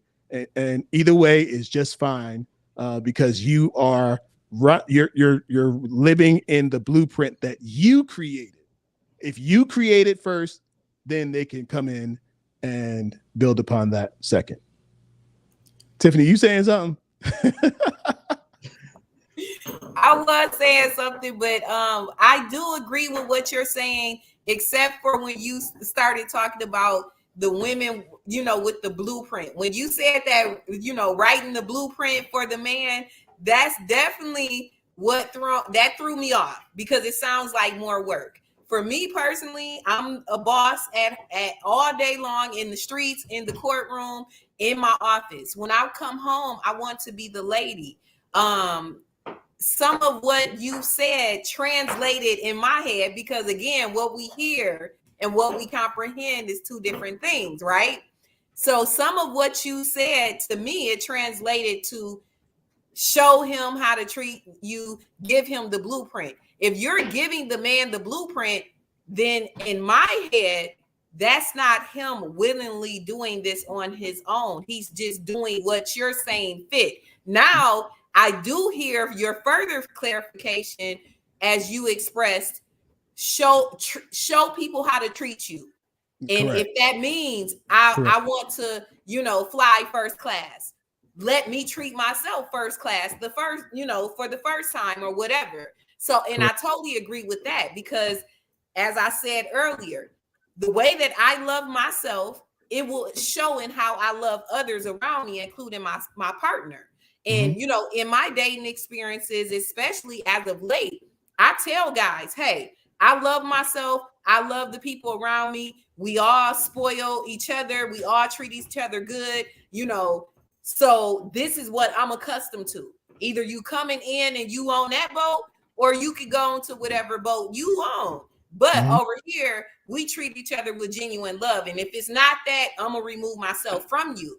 But that takes discipline. That takes hard work. That takes the self-love to not feel like, oh, I'll never get a person, or let me submit to this because I want to be around this guy, or this, that, and the third. I've been there, even subconsciously, where I've done things to kind of prove my worthiness, or feel the need that they have. And again, I say subconsciously because it goes back to what Coach Yashika said. Some of the things I grew up, experiencing and seeing, I didn't know that stuff was wrong until I'm getting around other people and like, oh, I lived in total dysfunction because this is not normal or whatever. But once you learn that this stuff is not normal, or I ain't gonna say not normal, it's not beneficial to what you want to have in your life, you have to know better, then you do better. But even when you're trying to do better, you still have to train your mind to think differently, because subconsciously you'll still play out some of those things, you know, as you, like I like to say on my show, like as you hustle and heal. Mm. Coach Reds. Yeah. So I have to say this because I feel like the conversation has been primarily about women and what women need to understand. This is about what men and women don't understand, right? So men have a responsibility here. So fellas, if you're listening, I hope you hear me. This is not about what women should do to accommodate you and to shift and all these things for you. This is about your awareness of yourself and how you show up and present to her. Because there are men who are frustrated as well in dating, and I hear it often from men. Their experiences in dating aren't exactly, roses and flowers. You know what I'm saying? So because what we're seeing is what you see is a lot of broken people, right? A lot of people who have hurts, traumas, experiences, and they're presenting that. Just because you look nice doesn't mean you've done the inside work, right? And so men, there's a responsibility for us as well when we're meeting to pay attention to what's being shown us, just like it is for a woman to pay attention to what's being shown her. See, and I think it's important to highlight that because the topic is what men and women don't understand, not what women don't understand, right? And I think we as men need to understand some things and not just understand them, but be courageous enough to execute them, right? Because guess what? That's also a model for her. Because if she first sees you model it, guess what she may be inclined to do? I don't know, model it for you. See, this is not about words. Words buy you nothing. Consistent action is what proves your words to be true. So this isn't about, again, what women should do or understand. It's what men need to. And how we show up. Because someone said I want to be a part of a power couple. Okay. That's great. You do understand that requires two people. And it's not about what she's doing for you. It's what are you doing for her? You know, there's a line in a song. I don't know the name of it. But essentially it says, as long as I'm number one to you and you're number one to me, neither of us will be number two. You see how that works? As long as I'm number one to you and you're number one to me, neither of us will be number two. It's a partnership. It's a relationship. It's not what she needs to do when you get to sit back. Hey, I'm a king. That's another thing that gets me to these folks talking about, oh, my queen, my king. How about you earn that before you get the title? Because last I checked, any king had to earn that thing. It wasn't just bestowed. So ladies, I need you to require more. Okay, Dudes, Coach. I need you to show up. Okay. I agree Thank with you, you. Can I say something about that show up? The show up thing is so important. And I know in past relationships I had, including my ex-husband, I didn't require him to show up as much as he should have. So I totally agree. And I implore ladies and men show up. Even in dating now, there are situations I've had where I just wanted the guy to show up and they don't. Consistency in showing up. That's outside of money. That's outside of, again, that transactional love. I've dated men where I know for a fact they got a whole group chat going with their boys, but you can't respond to my text. You can't call me back. Show up. That's something that I am excited to experience one day. Somebody showing up for me as much as I show up for them, as much as I show up for my clients, as much as I show up for my community, as much as I show up for myself. I think, I hate to kind of be the bearer of the bad news, but I think that quality is going to be more and more rare. That quality of people showing up, why? Because we have more distractions, more things pulling for our attention now than probably ever in human history. Right. You go with the excuses. You coming with them excuses. We being around look, in the words of Kevin Samuels, what did he used to say? High quality people. We want high quality people that's accountable. So I ain't riding for that, Kelvin. I ain't going for it. listen. Whether okay, look, and understand that the higher the quality of person, the more distraction possibilities there are, right? So the person who that you're desiring, that person is a very rare jewel. Understand? I was on the show the other day, just talking about the fact that for one thing, thinking about the people who are online and what the men are saying online, like you have to take that and measure that somewhere, because most men are actually not on Facebook. like there's a whole population of men who find social media gossipy and annoying, and they're not there. They got a Facebook page that they check in on every now and then just to see how much gossip going on, but they're not in. And I had one guy to show up to one of my events, and he told me, he said the only thing I'm on is I'm on LinkedIn. And I'm only on LinkedIn for one reason: to make money. and so he says, I got a Facebook page, but I hardly ever check it because what's being said is a waste of my mental time. So I'm not there, So there are, I'm trying to bring it back to you. There are there is a population of men who are not what you necessarily see online. So keep hope alive and keep believing that that one day you might find that one. Well, I don't like online people anyway, so I'm excited for all of the people that I meet off of line. So I'm not one of the ladies that like online people. I like real life. I need to know your energy and what you bring, and so that's not a problem for me. Most high quality people, including myself, we're not sitting on the internet all day. Mm-hmm. Agree. Coach Yashika, you have anything you want to add, or your second point? Okay, let me get it together. Okay. So if you can hear me, everything you guys have said, I've been riding with all y'all. I'm loving it. I'm loving all of it. The one thing that I would say in regards to my second question that I think, my second statement that I think men and women are not understanding, or we will want them to know, depending on who we're talking to, is that I think that if we all just lay down our swords, right, I think we can go somewhere. Like, because we are so much better together. And if we just lay down our swords, and so for everybody, depending on where you come from in life, right, where you come from, your upbringing, like all those factors that make up you. And when I say lay down our sword, I mean just come and show your vulnerabilities, because I mean, if you see it from the way I see it, if everybody think about it in terms of, I just came from Greece, so think about it in terms of warriors fight, right? If they get into the dome and everybody just lay down their swords, what would that look like, right? What would that look like? And I think that if we could all do that, Tiffany, the man that you want, he's out there. He's out there just like that.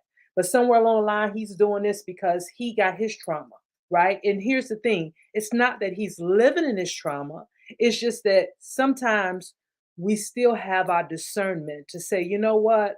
I won't be so quick to do this and then the third. I'm not still in that quick.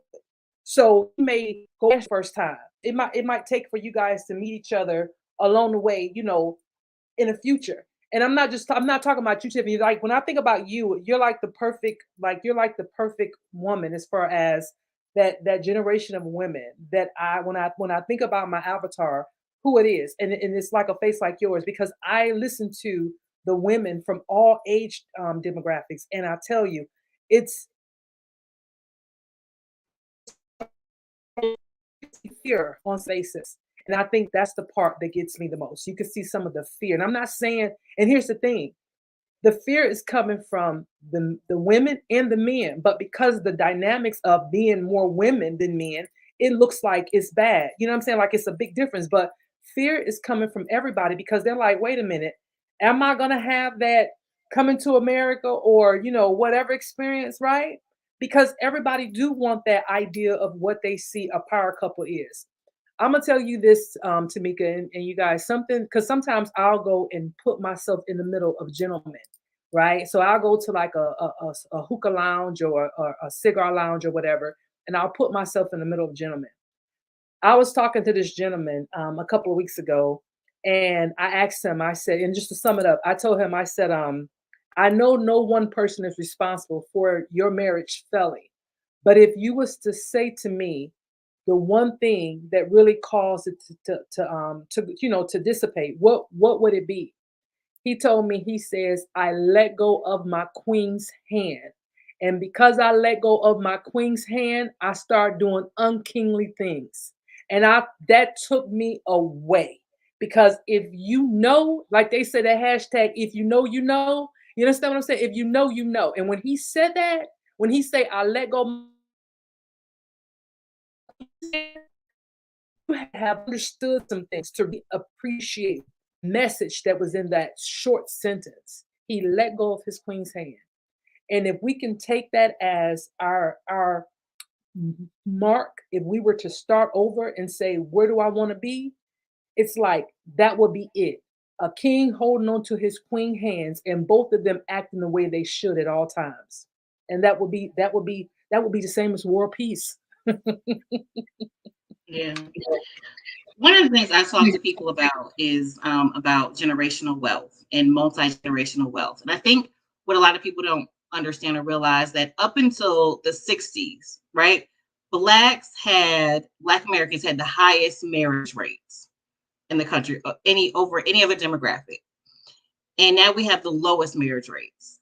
But we think about pre-60s, we had Black Wall Streets, we had Black businesses, we had the ability to create and sustain multi-generational wealth. It got destroyed by outside factors, but to really have, again, multi-generational wealth, you have to have healthy relationships. You have to have healthy marriages. Not just, you can come in as an individual, be successful in your career, and you may be able to pass it down to one generation, but multi-generational wealth, we can't have that without these healthy relationships, healthy marriages. And so if you are watching this, check out these coaches. Go to these coaches. I don't coach, but I will gladly send you to them, because that's what they do. Because that's what's important to me. That's what's important to everyone on this panel, is getting people together, getting Black love. We see that hashtag everywhere. Black love. Coach Reg, I love love. We got to get there. We got to get there. So check these people out. I'm going to close out. We definitely may have to do a part 2, 3, and 4. But closed out. Where are you going? You want more? No. I want everyone to give another good conversation. I want everyone to give another point. So when I say close out, we probably have about 30 minutes. We have about 30 minutes on this show tonight. We'll come back. People have short attention span, so we'll bring them back for another episode. Okay. But I know everyone did not get even. I don't know. Tiffany, did you get point 2 in? Kelvin, did you get point 2 in? No, I didn't. I just said the one, I think, but it was along the lines of what Coach Ashika said. What is the question again? The question is, for you as a woman, something that you believe that men don't understand about women in general, as it pertains to relationship. I think another thing that men don't understand as far as a woman, besides the fact, like I said, we are your helpmate. I think that they don't understand that we want to be led as well. I am an alpha female, if we want to use all these labels and all these things, but I want to be soft. I want to be led by my partner. However, I'm not going to let you lead me into fucking hell. Oh, sorry. I'm not going to let you lead me into hell and back. I mean, I'll let you lead me to whatever our heaven is. So I think that's something that, some men don't understand is that, we want to be led. We don't want to be in charge of everything. We want to be able to trust you and feel protected by your leading. Kelvin, not the coach side of you, but the man side of you. Do you believe that men think that women want to be in charge all the time? Alpha females. Is that the perception? Is that how men perceive it?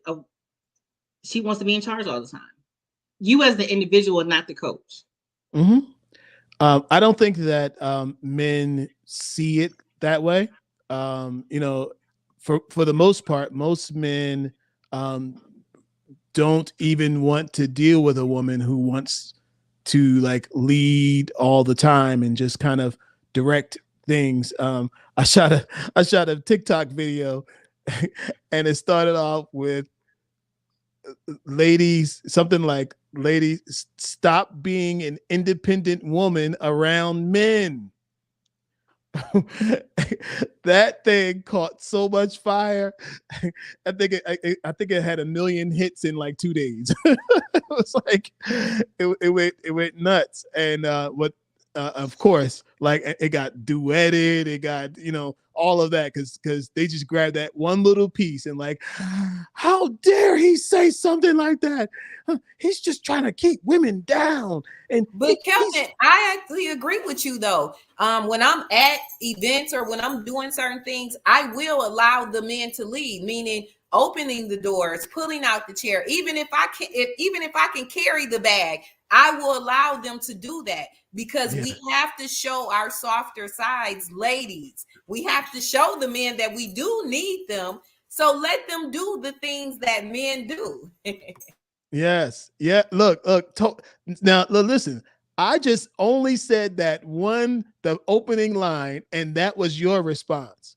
But you should have saw the tons of responses of women who were triggered by that. They were like, I can't believe, what are you saying? You.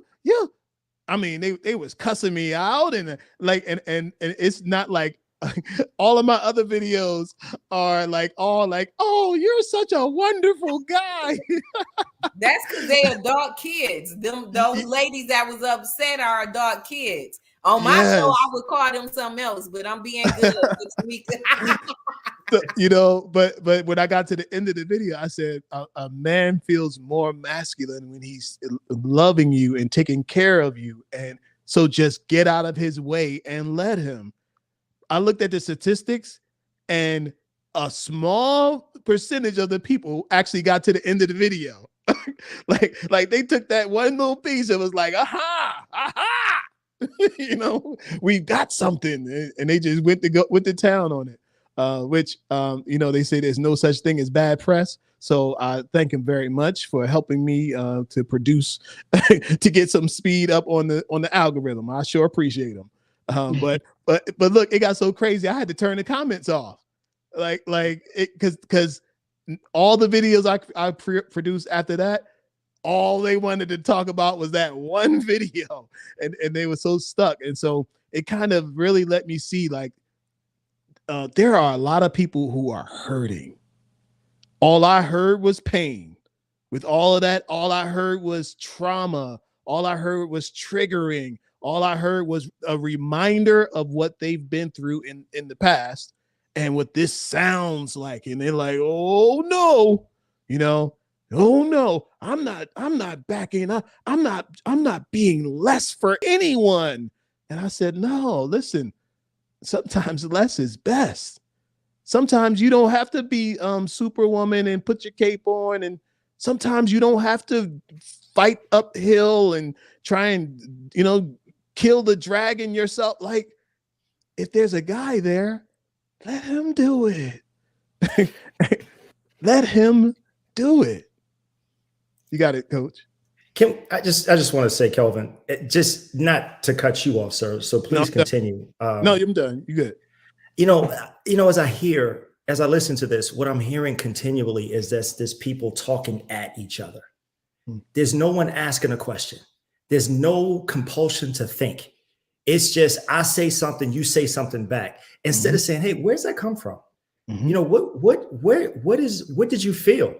What did that statement do to you mentally? Where did it take you?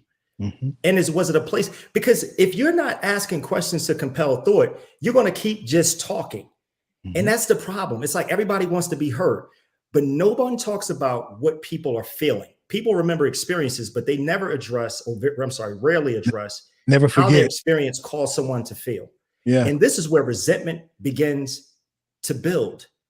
Because if you have an experience, think about this. This is very real. You take a man and a woman.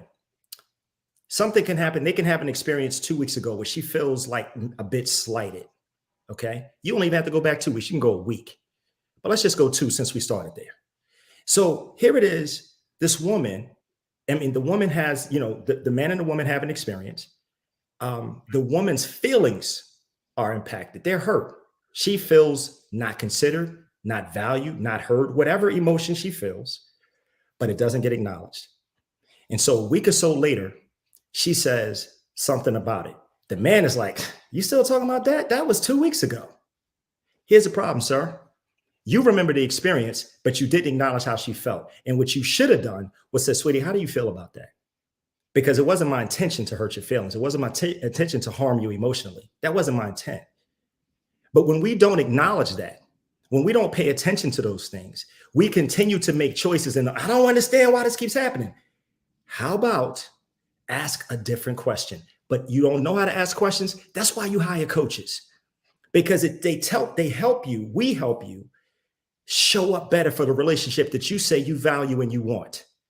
And even if you're not in a relationship, if you're someone who wants to be prepared for a relationship, another reason why you hire a coach, because you'll know what to look for and you can be far more efficient in your selections versus just continuing. It sounds like I wasted 3 months. I wasted 6 months. No. How about get clear on what you want and why? And I love what Tiffany said earlier. Even if you don't know what you want, you probably can recognize quickly what you don't. That may be your genesis. That may be your start point, right? So this notion of us just talking to each other, talking at one another, but no one's asking a question. And more than that, are we even listening to the freaking answer? So we can course correct if necessary, if that person warrants a course correction. Or does the answer say, you know what, I need to get the heck out of here. You see? So it really does. We could be better. See, all the stuff that we're saying is cool, but there's an individual responsibility for us to be better. And being better is not just talking at one another, but it's asking questions and listening to the answer and saying, hey, you know what? I hear you. I didn't realize that. Last thing. Well, not the last things, but now. Okay. When someone says, I thought, when you know something, do you say I thought or do you say I know? See, nobody, Tiffany, if I ask you your name, do you say my name is Tiffany? Do you say I think my name is Tiffany? You're pretty clear that your name is Tiffany, right? Right. I would say Tiffany Michelle Simmons. Don't forget. Exactly. And when you know, you don't say you think. So when you think or thought, that's an opportunity to do what? Ask a question. See, it's real simple. It's real simple. We just got to be better. But the problem is we have all these cool things to say and they seduce your ears. Oh my God, they do. Here's the problem. What's the next step? What do I do with this seduction? What do I do with this thing to hit my ear to just say, man, that's awesome. What do I do with it? Do I ask a question? How do you feel about that? What are your thoughts on that? See? Because it gives me an opportunity to learn about you, to learn how you think, how you feel, and perhaps how you approach. Yeah. But if I'm so interested in only me and what I have to say, what I feel, what I think, listen, we are innately selfish. Coach Rez, let me ask you a question about that. Yes, bro. So one of the issues that I can imagine will come up with that after you ask the question. Sure. And you get the clarity, right? Sure. But then people's ego, the ego is like, well, wait a minute. You asked the question. How come you didn't ask me a question? Right? Why is it all one-sided? You know. So this is the thing, right? We're talking about paying attention to what's showing you. Understand something, folks. The answer is the answer. May not be what you want to hear, may not be what you want to see, but the answer is the answer. And so if you're talking to someone and you're sharing freely and they're not willing to, you may say, hey, so have you done X, Y, and Z, or what kinds of things do you enjoy, whatever that thing may be, or say, I'm just curious. Uh-oh, my earbuds fell out. Sorry. I'm just curious, what kinds of things interest you? Because I noticed that when I share, now we're talking about noticing. Okay, we're not talking about what you did. No, we're talking about noticing what you observed. I noticed that when I share X, Y, and Z, you haven't offered anything. Is there a reason for that? You have some discomfort around it or what have you? And let them tell you the answer. See, it's not for us to ignore and pretend we didn't see it. It's to call it out when we do. Why? It's to be courageous enough to do so, absent of fear of how that person's going to respond, if they're going to leave or whatever. I was just getting to know you. No, that's part of getting to know. If that person is courageous enough to stand in the gap and say, well, yeah, this is what I feel and this is why, and this is how I got here, right? And it's not an indictment on your question as much as it is, yeah, okay, this is cool. Because what I'm paying attention to is if you're willing to share with me also, if that's something that matters to you. Does that answer your question, sir? You're muted. I can't hear you. You're muted. Did that answer your question? Yes, it does. Okay, yes, it does. Very good. Okay, so I know that Coach Reg, I know you have a number 3 because we actually briefly discussed it and it hasn't come up yet. Right. What happened to my number 2? Can you number 2? Let's bring it back. I'll wait. I'm here. What's your number 2? Okay, here's my number 2. My number 2 is women don't understand a man's need and desire for sex. We going look all this intellectual talk. Let's get to it. I don't know what type of ladies y'all be dating, but I love it. So hey, I don't know. Women don't often understand that a man can separate sex. Now, I know once women are different. Again, this is what we're talking about. Women are different as to how they can get there. But for a lot of men, sex, it can just be like exercise. It can be like doing push-ups and having a good relieving feeling at the end of the push-ups. And just really just that's it, whereas often, sexual activity and intimacy can mean something different for some women very quickly. I've known women who said, look, if we have sex twice, you're my boyfriend. like, don't even worry about it. Like, and that's you're my man. Woman. That's a delusional woman because she ain't had that conversation with that man. He hadn't had that conversation where they committed with each other. And I agree with you that some women think like that, and I think that they're delusional. Yeah, well, you know what? They're not. It's not that they're delusional. It's just that that intimacy, it means something. It's more important than just exercise. Right. And so that doesn't necessarily make them delusional. They just hold on. Let me finish. They just know that they want intimacy. They want connection. They want the relief of an orgasm. They want to be held and want to be cuddled after it's over. They want him to. They want to feel like respected when it's all done, and like all of those things. Whereas, for a lot of men, just the activity itself can be totally separate from all of those things. It's an activity, like some people may say, like to a guy, well, if you loved your girlfriend, why did you go over there and sleep with Cindy, Marsha, and Jan. If you love your girlfriend, you love it. And for a lot of men, like, you know, it was the desire to conquer, it's the desire to enjoy those people. And it's not necessarily because I didn't love the girlfriend. You know, it's not, it's those two things can be very separate in a man's mind in his life. So, and listen, and for those that might like be ready to jump down my throat, I'm not telling you it's right. I'm just telling you it is. I'm just telling you it is that men are there's just a different, it's just in a different category in a man's mind than women. If I could just jump in quickly, because I want to general. Go ahead.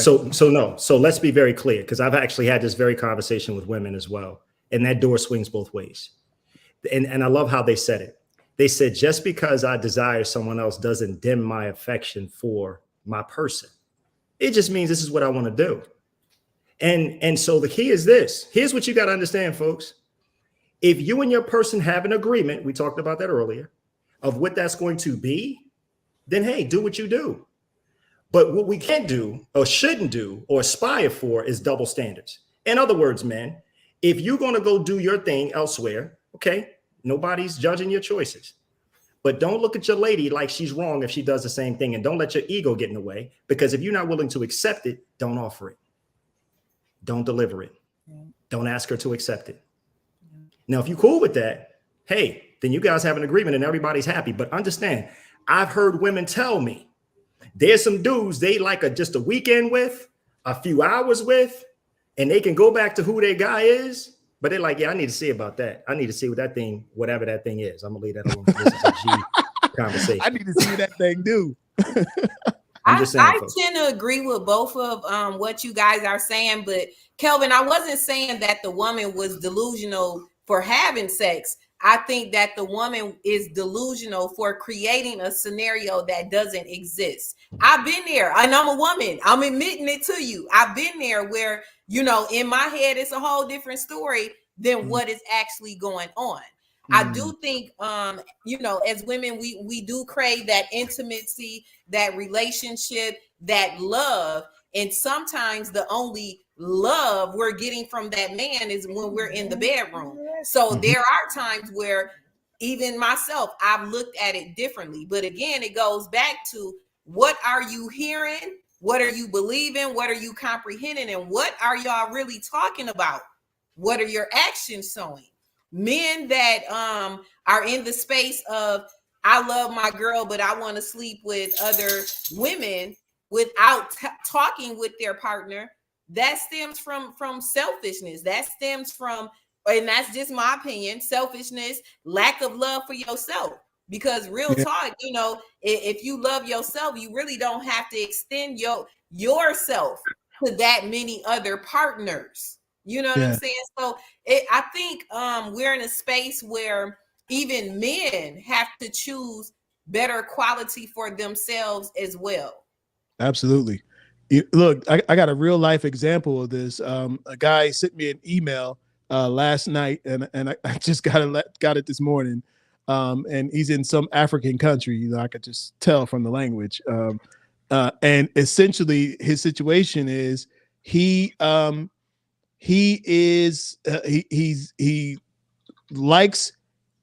desires, as he called it, fat women. He said he only wants fat women. But so he got with the woman that he's with and was hoping that she was going to get fat. He's like, I want a woman. He said he liked them BBWs. he like a woman and he can get his arms, and take him some strength to get his arms around, right? And so, but he's with a woman who is thin and somewhat fit, right? So he says, well, his question to me was, what should I do about this situation? Because I don't want to impregnate one of these fat women who are outside of my relationship. And he said, but I feel myself getting closer and closer. I really know that he's probably already been there. Yeah, I could tell from the way he was writing the letter that he, but he probably feels guilty at this point and wants to ask me, what should I do about my, I think he's married to her now, my wife, who is skinny and not the person I desire. So if he's listening, y'all can jump in and share your opinion on that.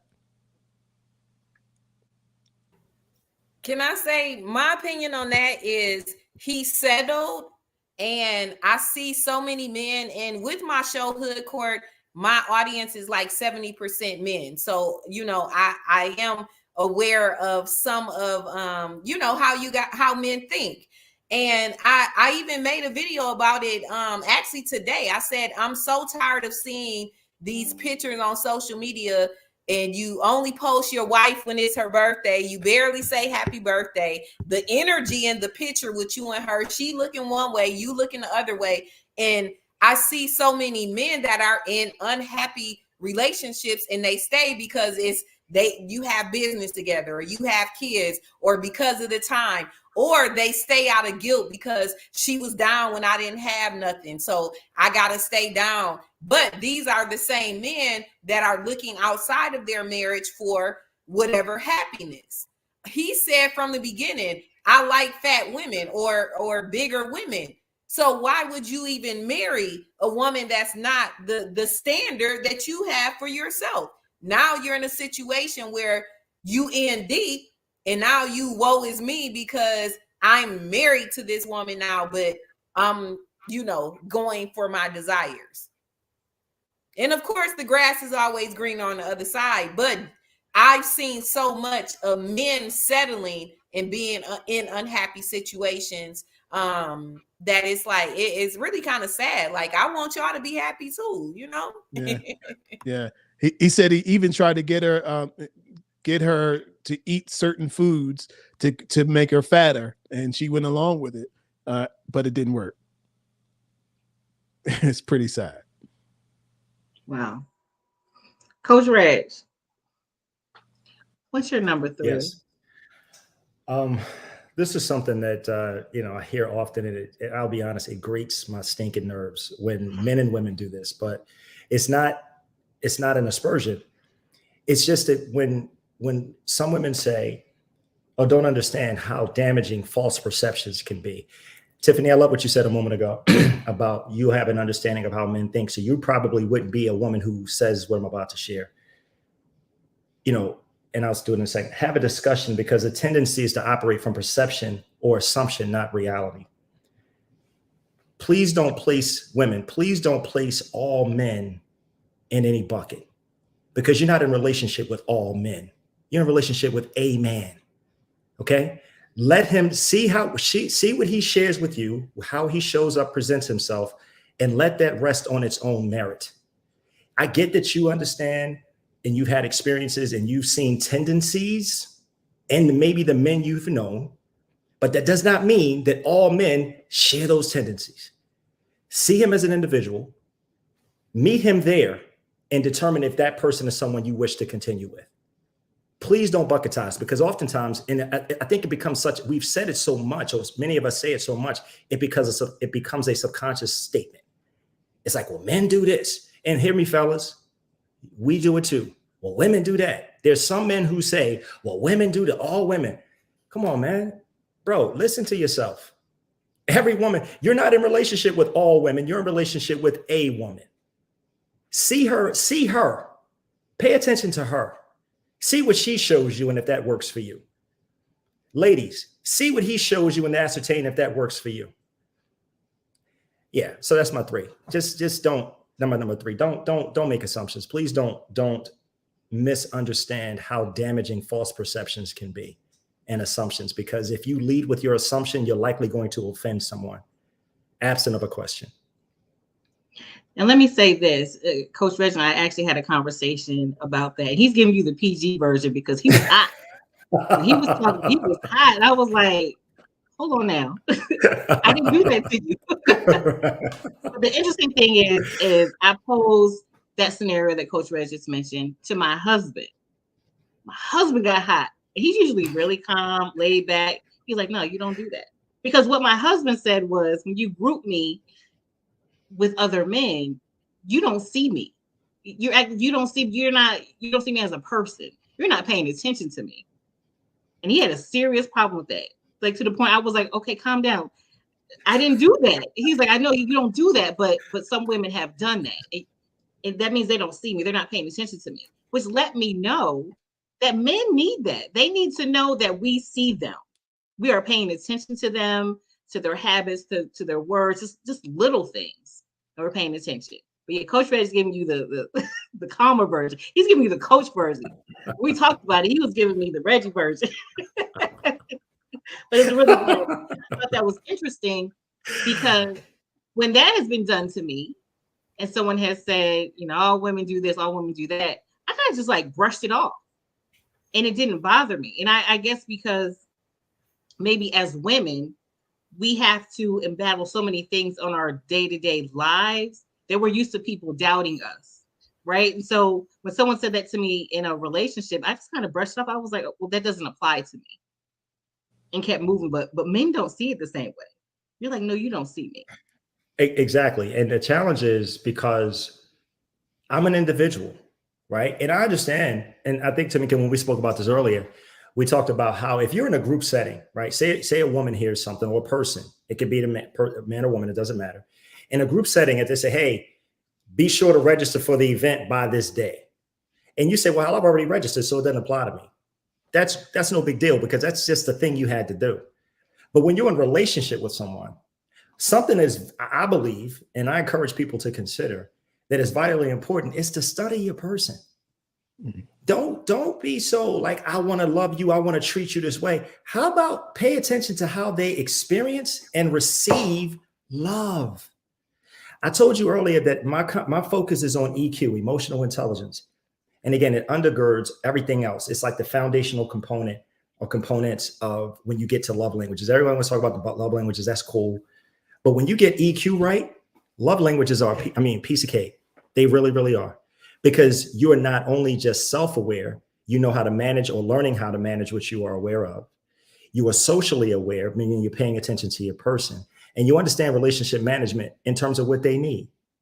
Because now when you get to the love language, you're like, oh, I know what you need because I've been paying attention. And if I don't understand, or if I'm seeing something that's unfamiliar, I know that I should ask you a question and not just assume I know. Well, they may be like, wow, you should know this by now. Whoa. Sweetie, you do understand you can change your mind, right? I understand you felt this way 5 months ago, 5 years ago, but you may not feel that way now. So I'm just asking to validate if that's still true. And if it isn't, tell me what the new truth is, and we can move from there. We tend to operate out of assumption, not out of malice, but simply out of unwillingness to ask a question and take for granted, because of subtlety, because I've been with you. We got some months, some years in. Now it's like, oh, I know how she feels, or I know how he feels. Do you? Did you ask recently? Little thing I encourage people to do also is check in with your person early and often and figure out what your rhythm is. So when you understand, so you don't miss each other, right? And I don't mean miss each other like physically. I'm saying miss each other mentally, because you're thinking one thing, she's thinking something else. Or you're thinking something else, ladies, and he's thinking something else. You know what I'm saying? So it's the nuance. It's the little things. Tamika, I hope I'm not being too professional. I'm trying to keep this thing, but it's who I am. It's what I do. It's how I deliver it. But the reality is it can be done. And it's not as difficult as we maybe create in our minds that it is. It's a conversation. Hear me. All of us are seasoned, right? All of us have had some life, some marriages, or what have you. And so we've been in relationships. And so again, it goes back to that question. What have I learned? How can I be better? What do I want to do differently? See, if no one's asking you that question, you at least need to know the answers for yourself. Right. Anyway, I went too long. I'm sorry. Coach Yashika, I know your internet. Go ahead. Go ahead. I'll say, Coach Yashika, I know your internet is going in and out, but I want to make sure that I got to your number 3. But Tiffany, did you have a response? Well, I had a number 3 if I didn't give one, but because I thought of one, so I wanted to share it. My number 3 is this: we have to look at men and women for who they are and not what we've been through. And men, what I think they don't understand about women is that we're not here to replace your mom. I've dated even men in 30s, 40s, whatever, and some of their tendencies, it appeared to stem from mother issues. So I want men to know we're not here to replace your mom. We're here to be your partner. And if you need me to elaborate on the mama son issues, I can. But that's my third thing that men may not know about women. We're here to be your lover, your partner, your friend, your rider. But I don't want to be your mom. I don't want to replace your mother. I don't want to feel your mother issues. So give us an example or what you're referring to, or elaborate.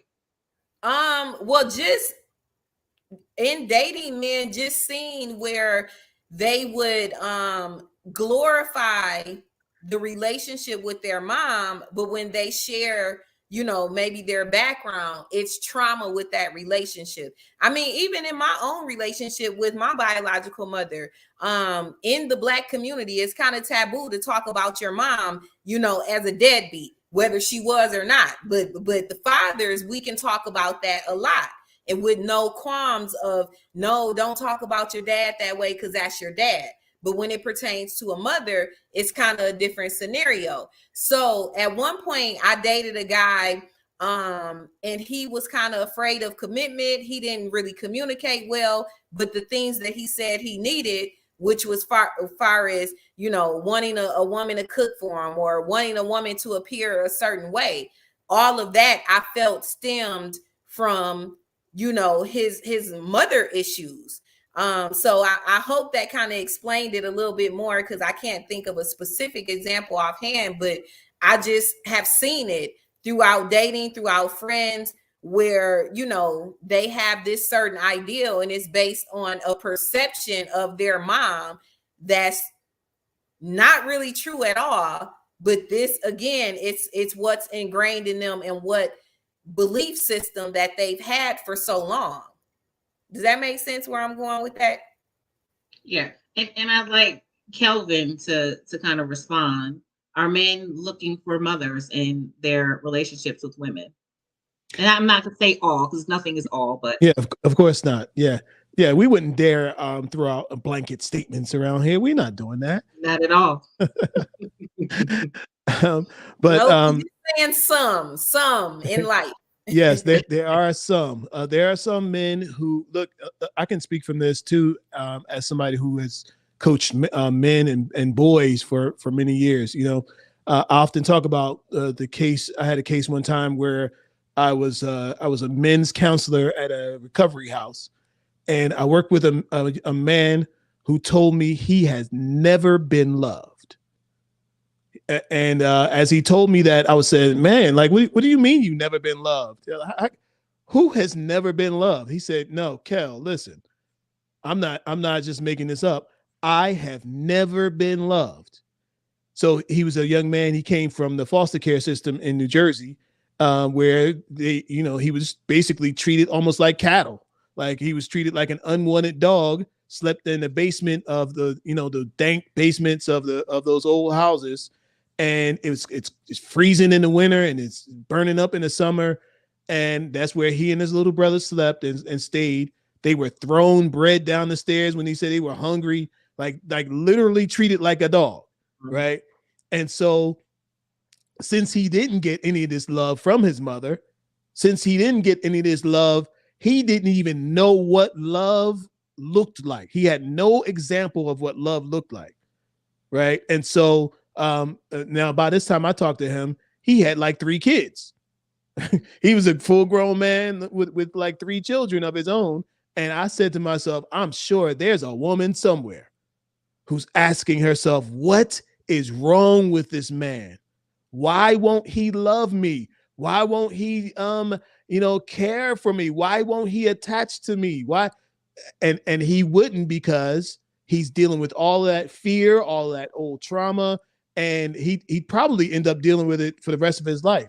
Now, so he actually has found a way to kind of navigate all of that, and he does it through comedy. So he's the funny guy. He's the guy with all the one-liners that cracks the whole room up, and so what they say, like the tears of a clown.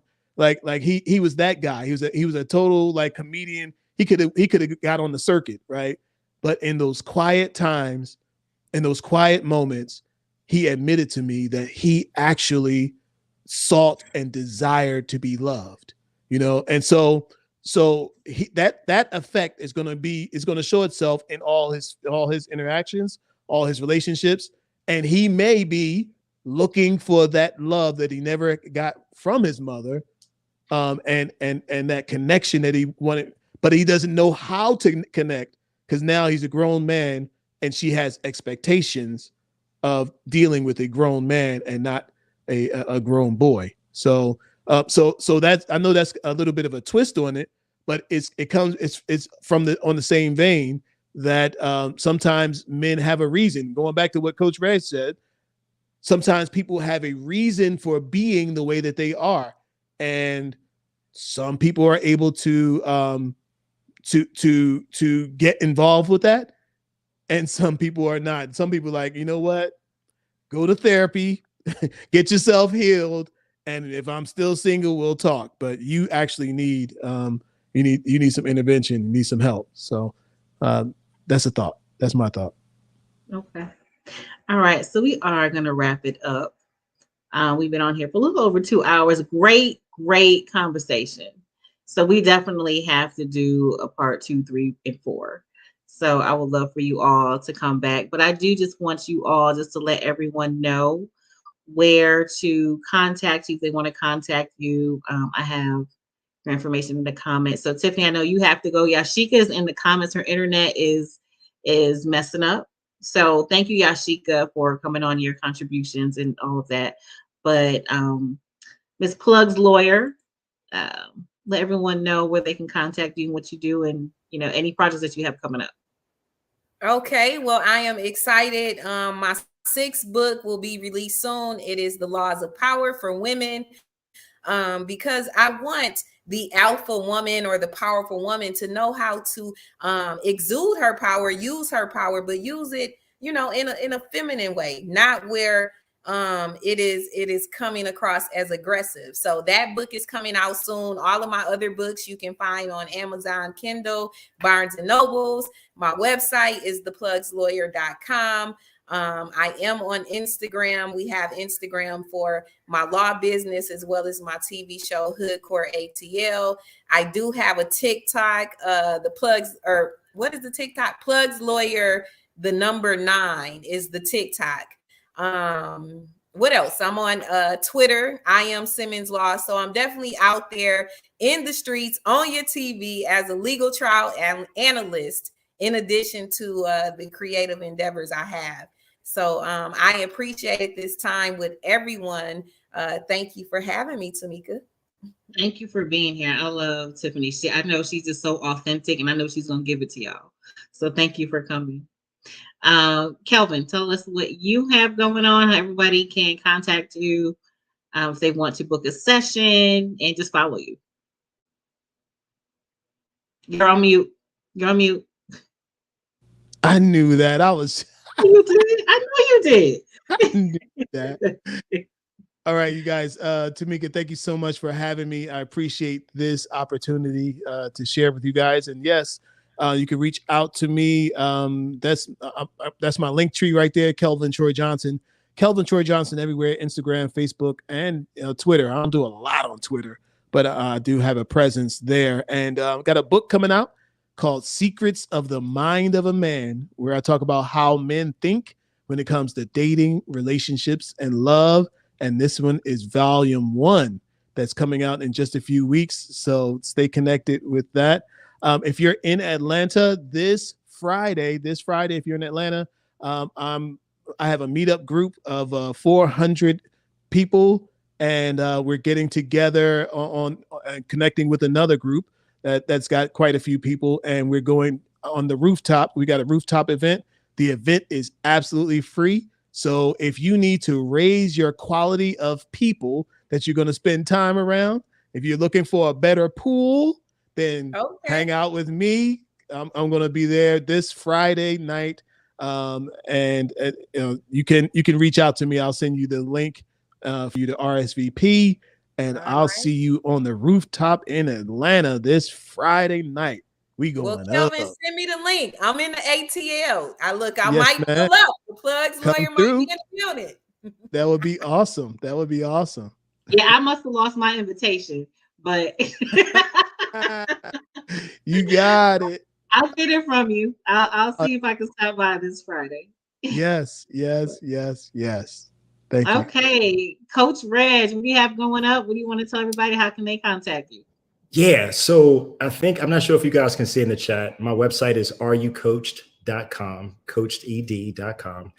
And actually it's scrolling across the bottom. So that's how you can connect with me. Also, my digital card is bit.ly connect to RU, and has all my socials there. You can learn a little bit about what we do. Text me if you want a consultation. You can also see our coaching offers and what packages are available. But what I'm most excited about is much like Tiffany, I have a book coming out, as well as Kelvin, within the next month or so. I think we're going to nail that. And it's called Love, Relationships, and Sometimes Just Letting Go. It is an absolute must read because, again, I coach around the components of emotional intelligence to help people establish those quality relationships they say they desire, but are they willing to do the work to achieve them? And also, sometimes just letting go, because it may not be what you thought it was, and you have to make some tough choices, right? So we discuss those kinds of things in the book. I think it's certainly worth your time and your read. It's going to be available on Amazon, Barnes & Noble, Arthur House, my publisher, here in Maryland, as well as some other outlets as well. So yeah, I'm super excited about that. Didn't see this project coming, but I'm uber excited about it. So yeah, it's your guy, Coach Reg, and I love, because that's what we do. We help people realize those aspirations for themselves. So yeah, excited about it. So Tamika, thank you so very much for having me. This has been absolutely awesome. Tiffany, Kelvin, Yashika, great meeting you all. And thank you for allowing me to share some of your evening with you. Yes, thank you. Yes. I gotta get your book too. Yes, all of them. Let me know. So I put in a relationship and a business book in the magazine, each issue. So please keep me notified so I can get that in there. I do have Yashika's information down at the bottom of the screen as well. She has Linktree as well. So Linktree, Coach Yashika. Thank you so much for spending the evening. Everyone who stayed tuned, we had, a good number who stayed in the whole show. I know it's been a long time. I know my husband's waiting for me. I got to go now, y'all. So right, because you somebody's wife. You somebody's wife. You better go on and spend that time with your husband. That's right. The only reason I stayed longer was because we had an opportunity and the kids went with my mother. So they're not here. Otherwise, it would have been 9 o'clock. We'd have been out. We'd have been out. Thank you all for coming and joining. Absolutely. All right. We'll see you next time. Have a great night. Later, y'all.